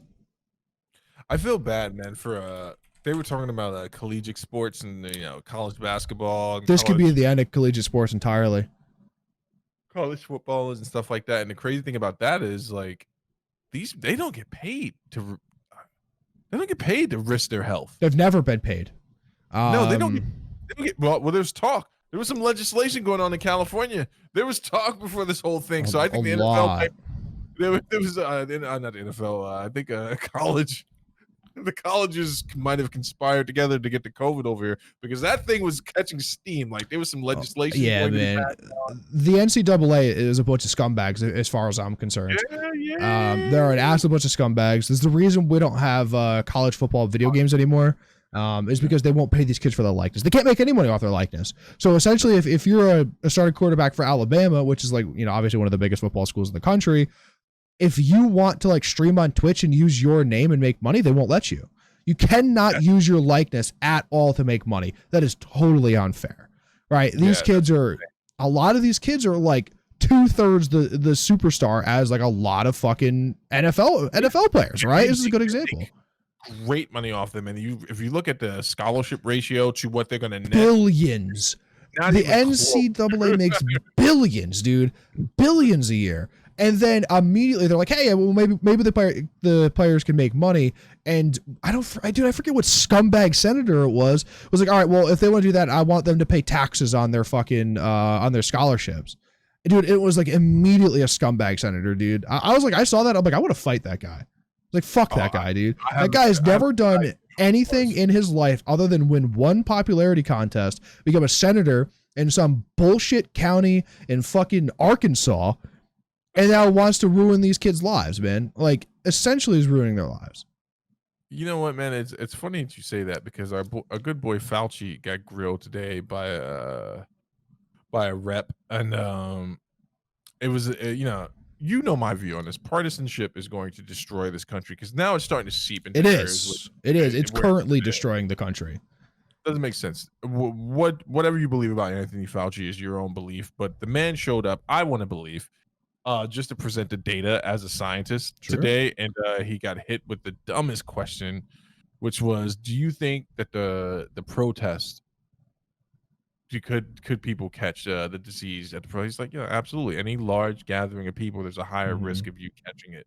He's like, what do you think the government should do more to end the protest? He's like, I'm not sure what you're trying to ask me. He's like, are you asking me if large groups are dangerous and should we prohibit large groups? He's like, I've said that from the beginning. If you go into a large group, you're going to run the risk but the guy kept trying to get him on the record for a partisan answer. I'm sorry I brought that up. I saw that. It was insane. What the guy wanted to do was use Fauci to spew his own narrative, right? He wanted a lot of these both sides of the party, both sides of the aisle, honestly, want these protests ended because it looks bad for the government, right? And they want this guy, who now the White House doesn't listen to, this world-renowned virologist, right? The guy has spent his entire life doing this. They want him to be political, and he's not. He's not a political guy. He's a fucking scientist. Yeah, and it's funny because when you put the reins on someone like that, we're talking about a guy when AIDS first broke out. That's how long Fauci's been doing this. Right? Yeah, he was at the front lines for that, and a few other epidemics. It's crazy to think that you could shove someone in there, and I was just reminded of that as you're talking about the senator who probably was opposing the paying of the college students. And I know people, the normal Joe, who would try to make some type of legible argument of why college kids shouldn't get paid. I would ruin them in a conversation. But here's the thing, right? So yeah, their education is comped, so you take that off of whatever their payment is, right? So they wanted to tax them on their scholarships. They didn't want to take it off of what they could have potentially made. No. They wanted to tax them. I'm talking in general. This is the argument people make. So if he gets a $500,000 education, which is an inflated rate, by the way, but if he gets that, then how much more should he have to get paid? I'm like, well, let's say he gets another $500,000 on top of that. That's still not even taking away a portion of what that team alone makes off ticket sales. The NCAA made more than $1 billion in 2019, man. It's insane. It's insane. Do I think it's very nice that they have their stuff covered, right? That's amazing, right? A lot of people would kill for that opportunity, but allow them to market themselves and make money off of it. I don't want the NCAA to pay these people. I want fucking, I don't know, when Zion Williams or whatever the fuck the guy's name is was coming out of college basketball, I want him to be able to go to Nike and sign a fucking shoe deal, right? Because he was the biggest thing in the world at the time, right? He was the biggest thing in even probably mostly sports, right? No, he was the most anticipated athlete since probably before LeBron, right? Yeah. He was huge. They were like, man, this guy plays like LeBron and is bigger and stronger and smarter basketball player. Like, this guy's gonna be the next big thing. Like, let that kid. His career almost came to the end when his shoe blew open on the court in a college game, which is going to make he fucking hurt himself. Yeah, but let him sign a deal with Nike, Reebok, whoever, right? Let the kid sign a deal with a clothing company or a fucking, if Toyota wants to come and use him in advertisements, let the kid do that, right? Right now they have to drop out of school to make any money, and that's you're making them choose between a livelihood or an education, right? And I don't think that's fair. And on top of all of that, baseball's dead in the water. So will we ever see a return to normalcy for sports? Yes. Probably. Some point. At some point there'll be a vaccine, right? At some point there'll be a vaccine, or you taking the first dose, or you gonna wait a little while? I don't know. Are we mixing it into the flu shot, or is it going to be a vaccine like polio? Oh, that's a good question. I don't usually update my phone first update. Give it a little while. There's some updates, right? And you don't buy the first gen of a car, right? You don't buy the refresh. I buy the first gen of a console, though. No, that's a bad idea. Oh, no, The first gen PS3 was the one that had the most issues. I didn't have that one. No. You had the second gen, right? Yeah. There you go. So you don't buy the first gen consoles. We wait a little bit to see. How man, I don't know, man. I want to get my life back to normal, right? I might jump to the front of the line for it to be worth it. You should probably wait a little bit. Yeah, I should probably wait a lot of it. But is it getting mixed into the flu shot? Yes, I get it. Right, and we just treat it as another version of the flu and treat it with that. There's something else that's in there in the flu shot as well. It's like flu, it's like influenza, and then it's like it's like some kind of SARS maybe. It might be SARS. So like yeah, I get it then. But if it's like a polio vaccine, which eradicated polio until people were dumb enough not to vaccinate their children and polio is back.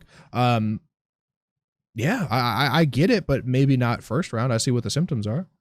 For sure. It's crazy, man. It's crazy. You just said that people are not vaccinating their kids, and it's like, I thought you were gonna go on a we didn't vaccinate our children rant, and I was gonna leave.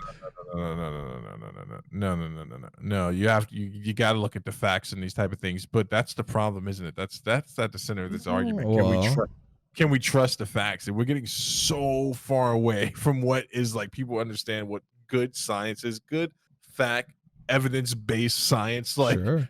To like opinion, which opinions are a very dangerous thing, man. I don't ever want to restrict the flow of information, but sometimes on the internet, I want to track a person down. Like, hey, this woman I know posted something the other day, and I was like, I want you to know that this is so fake. I don't even Dude, I see that every day, man. But this is so inaccurate. The first thing that comes up when you Google this topic is fake. Like right. Like it's just, and we just got to control. I see shit like that all the time, and it's just like, I think I'm better than you are. I have to control myself from going, well, actually, and then typing in shit and then linking sources. But no, it's a lot of people who are just like, I don't know where the ignorance in this country comes from sometimes, right?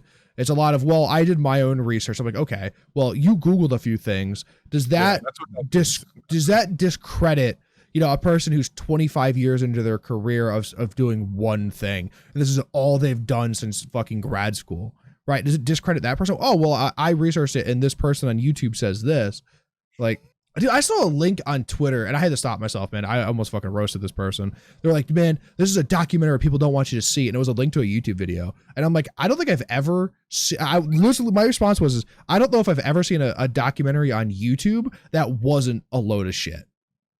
Right, I've never seen one. I've seen a few, but the problem. Oh my god, they're getting to you, Stevie. They're getting to you. No. It's about some cults and stuff like that, and I remember that like the cults responded negatively because this one cult in particular, this guy got their number. Like he had the beginning, the middle, like everything. I'm like, man, this is a documentary. That's a video. It's like a 20-minute video. This is like an hour-long documentary, right? And I'm like, dude, this is shot in a fucking handy cam. Right, with just people spewing misinformation the entire time. I'm like, what are you doing? You know what the crazy thing is, man? We'll get back to that. That's more of my next statement was more of an off-air statement, but there is nothing better than internet scholarship. I was talking to someone one day, and we were talking about unemployment and inflation and stuff like that, and like going back and forth. And I was just like, well, according to I was in California at the time, like according to the California unemployment website, whatever, that's not the actual name, but like according to the site, I'm looking at the numbers here. I'm like, says this for this administration, that's got it pretty concise about what the employment numbers were through the administration. And the guy stops me in the middle of that. He's like, yeah, I don't trust those liberal sites. There you go. I'm like, hold on for a second. I'm like, so where are you getting your data from? Because this essentially means I'm arguing with you and only you. I'm not even arguing your data. I'm not. Right. This is all coming from your brain, isn't it? And he's like, yeah, no, I don't trust any of that stuff. And I'm like, well, who gets to set the objective standard of what data can you trust? What process are you going through? At any rate, poor John Lewis died. I mean, I had a whole follow up to the rest of that, but okay. Good. I don't know who John Lewis is. You don't know who John Lewis is? No, not a clue. He was a civil rights activist. Very young man. It was from a place called Troy, Alabama, I want to say. Troy. I think that's where he's from. And one of the funniest stories I heard at his funeral was he was 80. He was a Christian, and his first ministry was to the chickens on his farm. He used to read scriptures to them and evangelize. That's cute. On his part.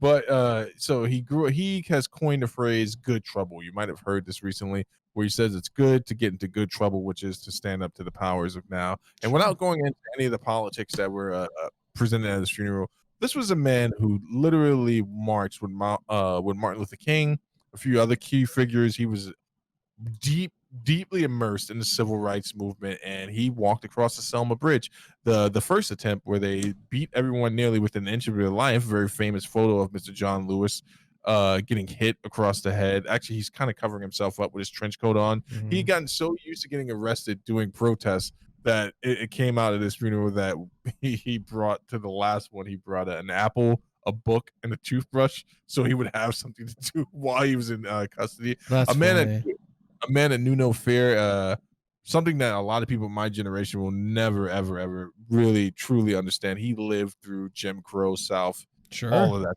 very dangerous times, and he became a representative for Georgia. And yeah, man, he just passed away. Pancreatic cancer, man. Yeah, that's the final boss of cancer right there. Yeah, and we're talking about a life well lived. Like, you hope when you have a funeral, right, that people, even if they have negative things to say about you, that the positive impact that you've had on people outweighs. I agree. Negative. Everyone, I want to key in on. I want to talk about any of the presidents that showed up. 3 showed up. One the 3 that weren't this one, and the last 3 that are still alive that weren't this one.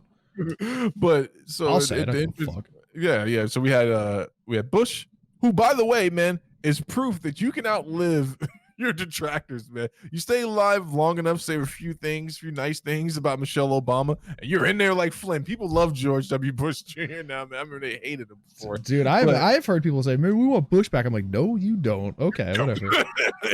But the crazy thing is, so John Lewis's staff, his immediate staff, one of them spoke, and she described the man that she had worked for years.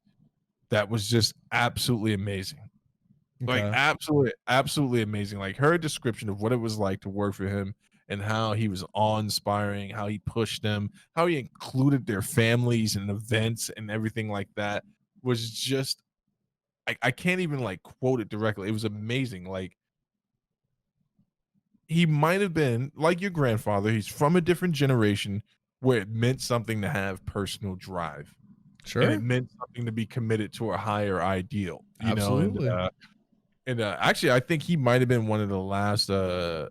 He might be a part of a generation that actually believes in the Constitution, in the words that it says about always be improving and improving the Union. So I figured it was worth bringing him up, man, because we do wax politics on here, and this was a man that, there were some policies obviously that I wouldn't agree with, but he was always someone willing to reach across the aisle to try to get something done. And I think some of the, whether you like Obama or not, I think the most beautiful part about his funeral was that Obama was the last speaker.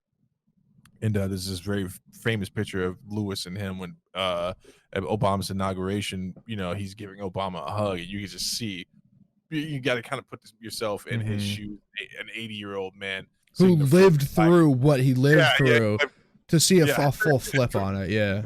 And so apparently, Obama's telling stories about how he met John Lewis, and I was telling my wife, it's interesting and crazy to think. So the first time Obama met him, he was just fresh out of law school, right? Sure. And he walks up to John Lewis, who's like this icon to him, and he was like, "Hey man, you're my hero." And he's like, John Lewis just kind of says in this voice, it's just like, "Oh yeah, that's great, man."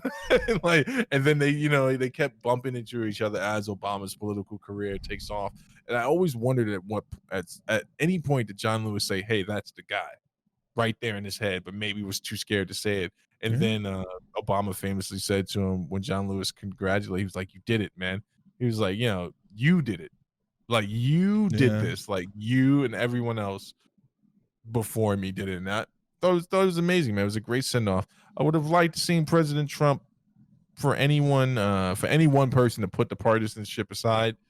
He didn't show up to McCain's thing, which I think hurt him badly politically. I think this is another one that's gonna like the optics on it. But here, okay. Listen, Stevie, I love the sentiment here. He doesn't care. He doesn't care. He doesn't care. And the people who are diehard Trump fans don't care either. They don't care either. No. They don't care either. They see that as another free, open congressional spot. That's it. That's all they say. And here's the crazy thing about it. Like, if it was just about red and blue, like when McCain died, he was the when you want to talk about like a classic conservative, remember I sent you the terms, he's that guy. You know what I'm saying? Like, I agree. Like, and for him not to show up shows you that people who are Trumpers only, like they're not caring about parties. Like they are committed to him. But you know, interesting that he didn't show up. Also, someone else passed away. I forget the guy's name, and it's not any disrespect to him, but another older African-American man who's been influential in his own sphere, but a close friend to the president, died from COVID recently.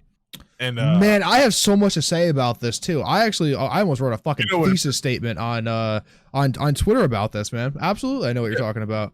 Poor Herman Cain passed away. Herman Cain passed away from COVID. Which he contracted at the fucking Tulsa rally, which Trump advised. It was like 2 weeks after it. Makes the most sense. He was tested and confirmed to have it 12 days after the rally. And passed away, you know, not too long after, obviously. Just, man, Trump's like, oh, man, you know, we lost a great man today, whatever. But man, that you can't not think that he's culpable for it. Right. You know, if you encouraged everyone to not wear masks because it's all fucking COVID's all fake and shit, and your dear friend and you know, poor Herman Cain, one of his key supporters, like this is a guy that like Trump needs allies right now. I'm just setting you up for the next statement you're about to make. Like this guy was in Trump's in his corner. Back. Right, he was one of his cornermen, and Trump is essentially responsible for his death. That's a mind-blowing thing to think about. You know, I don't have words. I honestly, like, it's frustrating. It's so fucking frustrating. But you know, my fear is Trump gets elected again. Not even fear. My position is Trump that gets elected again. Yeah. And I don't believe early polls. No. Right now in the early polls, he's getting washed, but I don't believe early polls. I think they're all dumb. Yeah. And who knows if we'll even have an election at this point.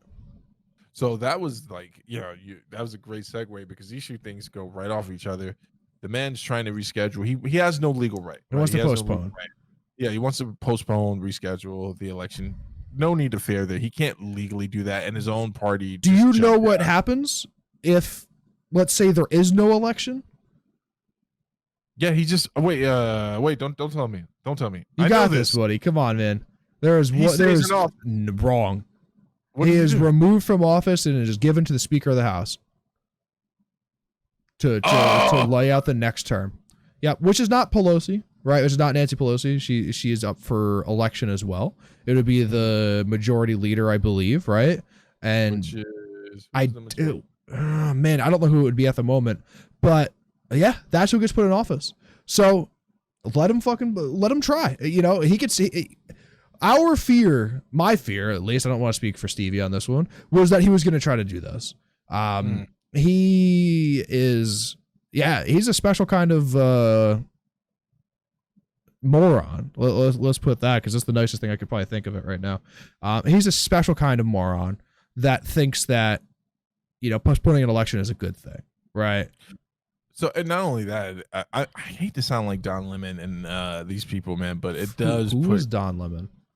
Don Lemon is a CNN correspondent, reporter, political analyst. Used to be those things. I don't know what he is now. Okay. He's more of an opinion piece at this point. But so the basic thing is, like, Trump is poo-pooing on our entire democratic process, right? So even as, you know, as a conservative, a liberal, he's trying to remove it.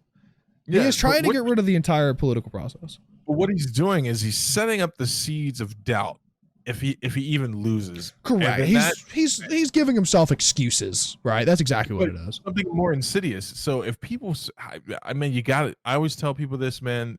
I say it. You got to think these things through. So he does this. You put more doubt on the process. People become more disenfranchised by the process, Sure. but now it morphs into something else. Then you get something weird that might happen where someone can stand up and speak and say, hey, we don't trust this process, so we got to do it this way. We got to do it outside of the system. And that's the type of stuff that leads to governments usually toppling. And if you don't believe me, you don't have to look far in history to look at these type of instances and see how these things happen. And this is what I'm talking about with this type of partisanship and this type of diehard ideology where you can't just look at the general facts and come to a conclusive decision like what's best for the country. Like, we can all decide that we all need to breathe, so breathable air is something we should definitely start investing in. Our food supplies should be local. We don't believe in breathable air, though. We got rid of the EPA. Yeah. That's what's air, right? It's abundant. I just saw a face mask commercial today where a dude was like, it saves the environment. You know what? Forget the environment. Save yourselves. And I'm like, that's the most moronic thing. I guarantee you will live longer with exposure to COVID than you will if there's too much carbon dioxide in your local area. I guarantee it. I guarantee that, like, if the environment, if we let this slip, you're gonna wish you had COVID. Like, if we get to a place where things start to really hit the fan, like, and this is the problem with being American, right? I'm not that guy that's like, it's the greatest country, land of the free, because there are other countries that have the same exact freedoms that aren't going through the same thing that we're. Hold on. A lot of the countries with the same freedoms, right? You're saying freedoms, don't have freedom of speech. That's the one thing that separates America from everything else, right? Now, as much as I said I would like to move out of America, you're not going anywhere. I'm keeping you here. No, fuck you keep me here. You don't even know where I live. It is birthday gift. We are fucking birthday gift. You don't even know what my birthday is. We still live in probably the best country in the best time to be alive. Yes. Right. Yes. And I actually said that to someone one time and they were like, I disagree. And I'm like, what do you mean you disagree? And they were like, Canada. And I'm like, my response was 50% tax. And they're like, what? And I'm like, 50% tax. So I would agree with everything you just said up until this point in time, right? So if we look at what's seeping into the country and what's going on with our economics and what's going on with okay, I'm sorry. Sans COVID, we were going on the same path, even with Trump as president. I'm sorry. We are still in the best time to be alive. You have the best medicine that has ever been produced. You have the best entertainment that has ever. Stop you with the medicine thing. So the best medicine that's ever being produced is not produced on this soil. So we're in the worst position, especially for someone like you, when in regards to medicine. Sure. One of our major competitors could just as easily say they're going to put a stranglehold on it. And you I agree. I agree. But so there's, like I'm saying, is the best time to be alive, and we're in the best country, right? So those two aren't necessarily, when I say like, it's the best medicine, right? Globally, we have the best medicine that has ever been, right? But I'm saying, but when it comes to the U.S., you have the freedom of speech, the freedom of assembly, like you have all of these liberties, right? And that's what makes the U.S. the best place to live. But you also have access to the best cars that have ever been made, and the entertainment, and the ability to the infrastructure, which is kind of sketchy in the U.S. But everything right now, sans COVID, and sans political views, right, is the best time to be alive, and you live essentially in the best country, right? There are other countries that are amazing to live in, I'm sure. London, that's not a country. That's a city. It's a little country. It's a little country. It might as well be, right? But I don't think you have the same levels of freedom of speech in England that you do in. You do. It's just like the application is a little different. Like, this is a place called Speaker's Corner, something that could never exist in America. So Speaker's Corner is a place where Christians, Jews, and Muslims meet, and they have open air debates about their religious beliefs. Now, you, in theory, could have something like that in America, but you could never have it to the extent where there isn't violence, right? But that's not freedom. That is freedom of speech in that regard. But like in freedom of speech right now, I could openly talk about disliking the president, right? And not worry about being punished, jailed, fined, losing some sort of civil liberty. I don't think you could do that in most countries. You absolutely can. You absolutely can. let me put it to you this way: most allied countries, or at least the big three, for sure you can. I understand exactly what you're saying. Here's the issue, though, right? And the path that we've been heading on for quite some time, because I don't want to put it all on Trump, because it takes a while to get where we're at now. Sure, decades, like, even. Yes, a few administrations, some people would say, and we've been headed in this trajectory for quite some time, since the Reagan era, right? We've been making decisions that put Americans last, which doesn't necessarily mean, and when I say Americans, I mean like we haven't looked at the whole experience of every American. Sure. Like there's a lot of highlight on what's going on in the African American, Latino community, but we forget about our farmers. We forget about people who live in Middle America. We forget about people, white people that are going through just many struggles in life. So I agree with what you're saying. The problem that I believe that we're having now is we're in a place, man, where it's like, I just hate to say this, man. This is usually right before the fall. It is. Right? No, you're right. I could see that. It's like this type of dissension is not. I'm not saying that we can't course correct, but the course correction can't go from one bad administration with faulty ping pong. Yeah, to another one. We have to start looking at it. Like you're an economics guy. You understand this as well as I do. We have to do something about spending and big spending and corporations offshore. It's man, that's a hard one, dude. That's a hard one because I know for a fact I'm not smart enough to figure out the fucking U.S. economy. But couple cups of coffee, I think you got it. Yeah, you're not right. Give me a whiteboard and some strings and some paper. But it can't go from tax to spend or ignore to spend, and that's where we go. Right, we're either one side is we're going to tax more to spend, or the other side is we're just going to spend. Right, and the deficit is never an issue until the next president comes up. Right, the deficit is never an issue for your own party until the next party gets it. Then the deficit's an issue. Right, the last president we had that was incredibly good at economics, and people are going to hate to hear it, was Clinton. He's the last president that had us. I think we might have had a surplus at some point. Yes, there was a surplus during the administration. Yeah. And after that, we've lost, what is that, like 20 years ago now? Right? I think I was born during the Clinton administration. 20-something trillion dollars in debt. You know? I don't know, man. It goes back and forth. It's crazy to think that Clinton, of all people, is the last person we had that was economically stable. It's really crazy. No, that's crazy to think, but I'll blow your mind even more. So we needed to take a stand with China, right? That needed to happen. I thought it was going to be more of still needs to happen. I thought it was going to be more of a private industry war, and maybe I'm missing something. But the fact that this buffoon, and that's what I'm going to call him, he's a buffoon, and he's a buffoon with some good troll. He's a black belt level troll when it comes to things, but he did something that needed to happen, but now no one's going to follow up on it. Like, we can't trust the Biden administration to follow up with tougher trade deals with China and like looking at these areas. Like, again, I'm not smart enough to look at it and see exactly what it is, but I need someone to explain to me exactly what these stiffened trade deals were. The only thing that I saw is that, iron and steel became more expensive for people to build here. That's the only thing that I saw.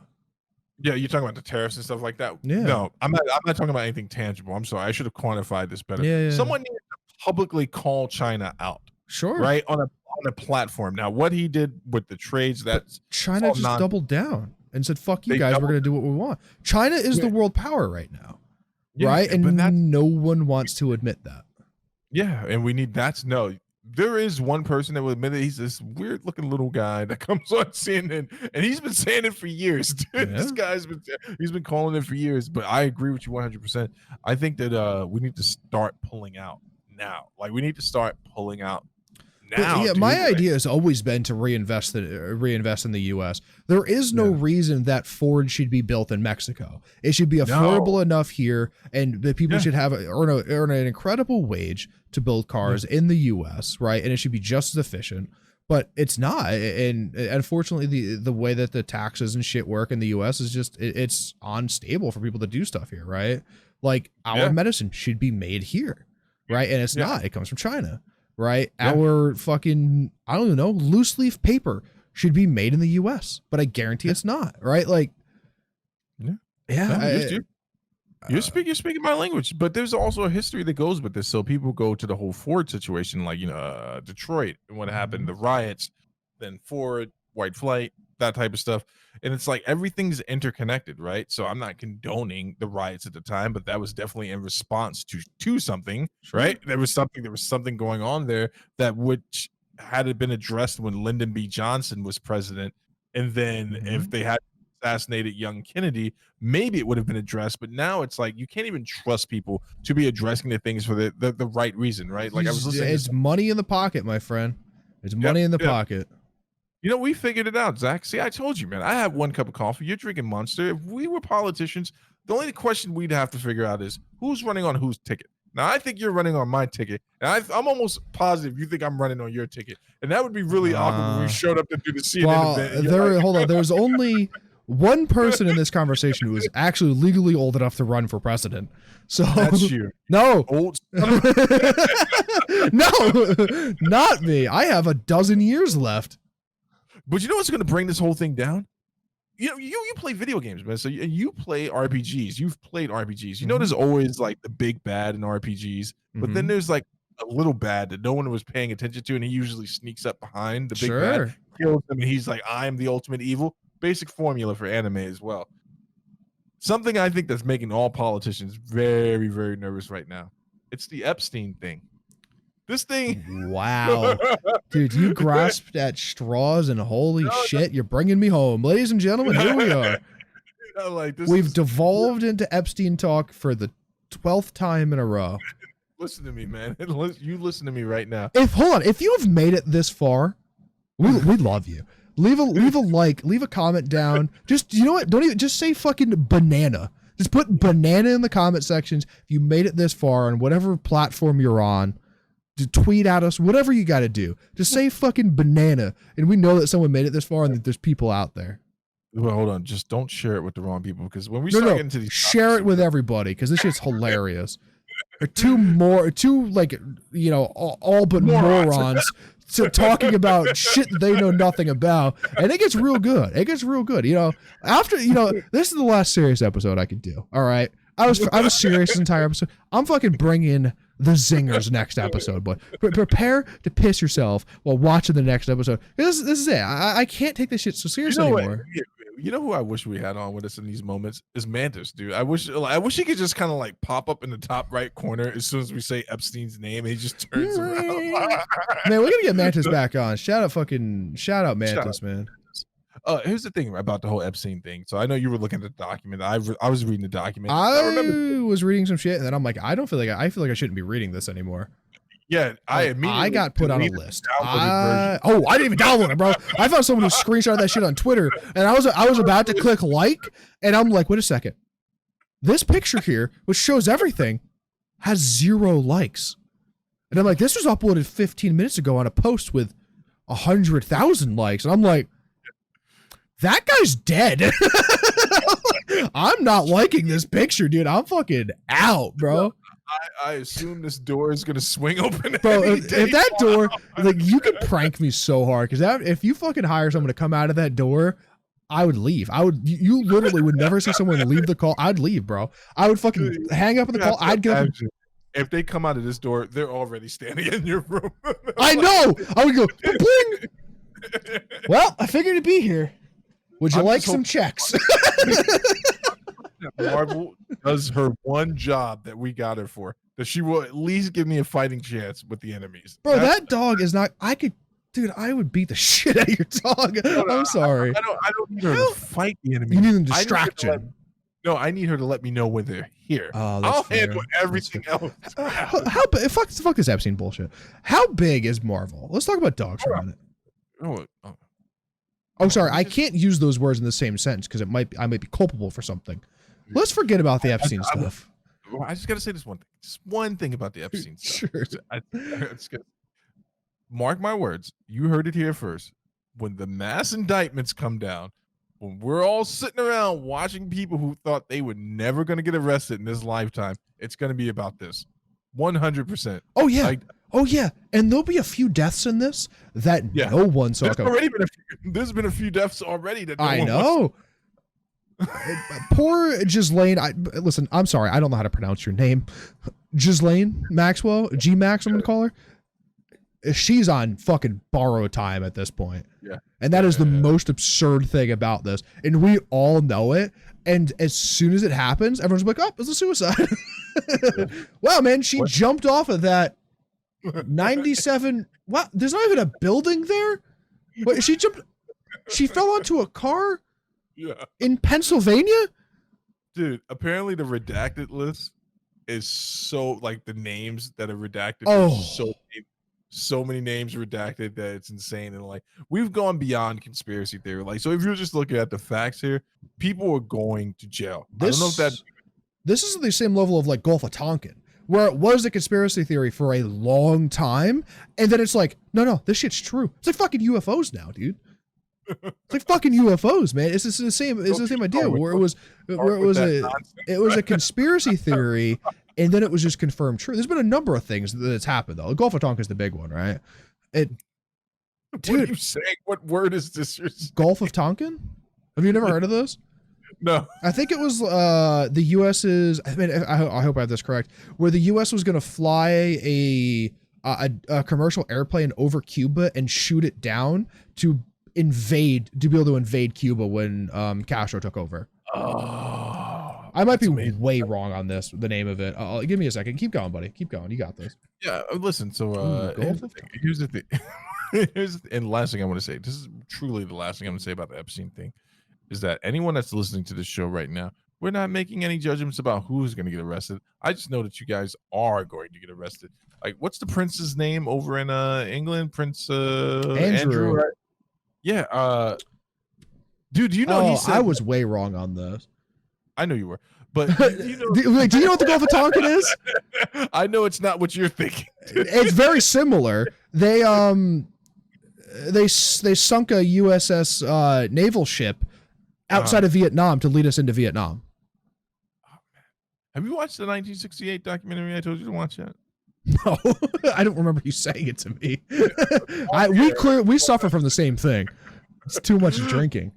So to answer your question, Marvel is probably about, I'd say 25 pounds. No, Marvel's heavier than that. She's bigger than my dog. No, she can't be heavier than that. She's very light. I will tell you this, Mac is 39 pounds. I just had him at the vet. But he's a he. Marvel's a female. But he's 2/3 the size of Marvel. Marvel's bigger, like physically bigger. Maybe she's 35 pounds. I don't know. But she's probably 35, 40 pounds, yeah. I will tell you this. You probably could beat the dog up, but she is 100%, and maybe not me. She's going to protect those boys. Like, absolutely.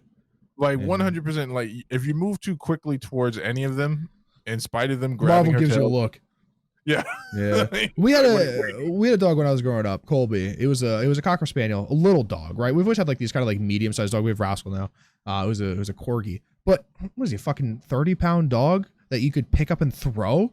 If you, like, anybody came near me or my sister, he was fucking at your throat. Multiple times, like, we would be like, I don't know, fucking screwing around in the living room. Like, it was like me and my mom or something, right? Like screwing around, like arguing in the living room. My mom, on multiple occasions, the dog had went after my mom because he thought that she was gonna hurt me. I'm sure. Like the baby will pull Marvel's tail, pull on her nips, pull her jaws, like all this stuff. Like, dog will not flinch, won't make a move. She's a good dog. I playingly grabbed her and like, and she actually nipped at me. Yeah, like enough to let me know. She's like, yeah, no, don't do that. That's a good dog, man. That's a good dog. As a dad, are you happy with the dog at that moment, or are you upset? No, I'm happy with the dog at that moment because it was more of a boundary nip. It wasn't like an actual like one. Yeah. She wasn't gonna bite you, but yeah, she was just like letting me know that what's going on. But I'm actually really happy with her. One thing a habit I wish we could break from her is to let her know how much she's loved here. So every time I open the door, she shouldn't run away. Like, because especially in this area, yeah. Dude, dogs are weird like that, man. Dogs are weird, absolutely fucking weird like that. They're like, I have a great life here. Bye. I wonder if there's a better one somewhere else. I'm going to go see what those neighbor dogs are doing. But no, she's our baby, man. I've been considering what she went through. I just Absolutely. met I you, know exactly what the dog went through. parvo puppy, and look at her. We saved her life, and I don't regret it at all. Sometimes I don't regret it. There are days where I'm just like, No, Marvel's a great dog. Mac's a good dog too. I was very against getting Mac. That's very, very vocal about that. Still to this day, I'm like, dude, we don't need another fucking dog. But we have 3 now. We have 3 dogs now, and it's too much. 3 cats, a turtle. What's the turtle do? Sits in a fucking aquarium. It's like this big, dude. I don't know why we have it. We just have too many animals. I love all these animals. Don't you? I fucking do not care for that turtle. I'd piss in that tank as fucking soon as I could. I could see you in front of the tank just like, hi. I've literally never even acknowledged its existence. Other than the fact of like, did you guys feed the fucking turtle? All right. That's it. That's it. That's literally it. I thought it was funny because I remember how hard you protested against Max, and then when you said you were taking them to the vet, I was like, oh yeah. I had to. No one else was available to take it. My mom it was at 11 a.m. and my mom worked overnight the night before. So I'm like, all right, I'm not gonna have my mother she gets home at 6 and then drive 45 minutes at 11. I'm like, no, I'll just fucking take the dog. But I'd have threw him out the window if he peed in my car, 100%. Did you put something down for him? I put my sweater down. Oh, just so he'd have like a familiar smell back there. I've never sat in my back seat. I don't know if I have no one that I know has ever sat in my back seat. Yeah, now there's pee in the back there. No one's ever gonna sit back. No, I just drooled all over the seat. But I put my sweater down so it'd be a familiar smell back there. So it'd be okay. Big throw up? No. He was calm. Every time I would like bend or whatever, because I live on a really windy road, he'd get up and move. I'm like, bro, just like sit down. Like you're okay. Could you imagine the sensation of being a dog in a car, your type of car? It's just like, what is happening right now? No, I drive very conservatively, my friends. You're a liar and a thief. No, I drive very conservatively. Well, now you do. Maybe now you do. Financially, you're like, I can't have anything happen to this car. When you were big dicking before, you're like, I'll drive this thing whatever way I want to. No, I've always been very nice to my car. I love my car. I really literally fucking every time I sit in it, I'm like, I'm glad I bought this car. Every fucking time, dude. I love it. I really love my car. As the world's falling apart, you're sitting in your car like, we're running out of water. Ice caps are melting, but goddamn, I love this car. Dude, I do. I fucking love it. It's been in the shop twice, and I'm like, man, this car is amazing. I've been meaning to ask you, man, what do you think about Spotify turning into YouTube? Oh, with their video podcasting? Yeah. Man, I think it's gonna be real hard to do on mobile. It's got a lot of infrastructure that they need. Who is Spotify owned by? I have no idea. Yeah, it depends who Spotify's owned by, because that's a lot of infrastructure that they need to be able to do just pushing audio, which is not great audio. It's not like it's FLAC quality audio, right? And they're going to push video now, MP4 video. So I don't know. Dude, I don't care as long as I don't have to upload this fucking podcast twice.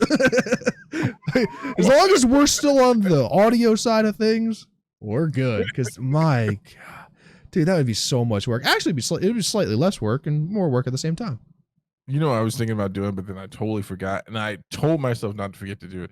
I was going to record the episode myself, upload the audio, and edit it, and then get it all ready. And so when you got to go do it again, you would do it. Man, you would have so many fucking questions for me. I know you would, because it's not a very simple process. We're Inside Baseball, guys, and we're going to end the show here. We don't need to go into this on the show. Ladies and gentlemen, thank you for watching episode 45 of Talking with a Dad. Actually, I wanted to say this. I'm going to add a new channel in the Discord. If anyone's still here, if you guys are real here, the diehards, join the Discord. It's down below. I'm going to add a new channel called Topic Suggestion. So if you guys want us to talk about something or something pressing that we're not going to cover or whatever you don't think we're going to cover, and you want us to hear us talk about it, throw the suggestion in the topic suggestion section of the Discord, and we'll get to it. That's what I want to say. But check us out on Facebook, Instagram, Twitter, website, YouTube, Anchor, Spotify, Google Play, iTunes, podcasting, and fucking, I don't know, Daily Motion, all at Talking with a Dad. Ladies and gentlemen, thank you for watching.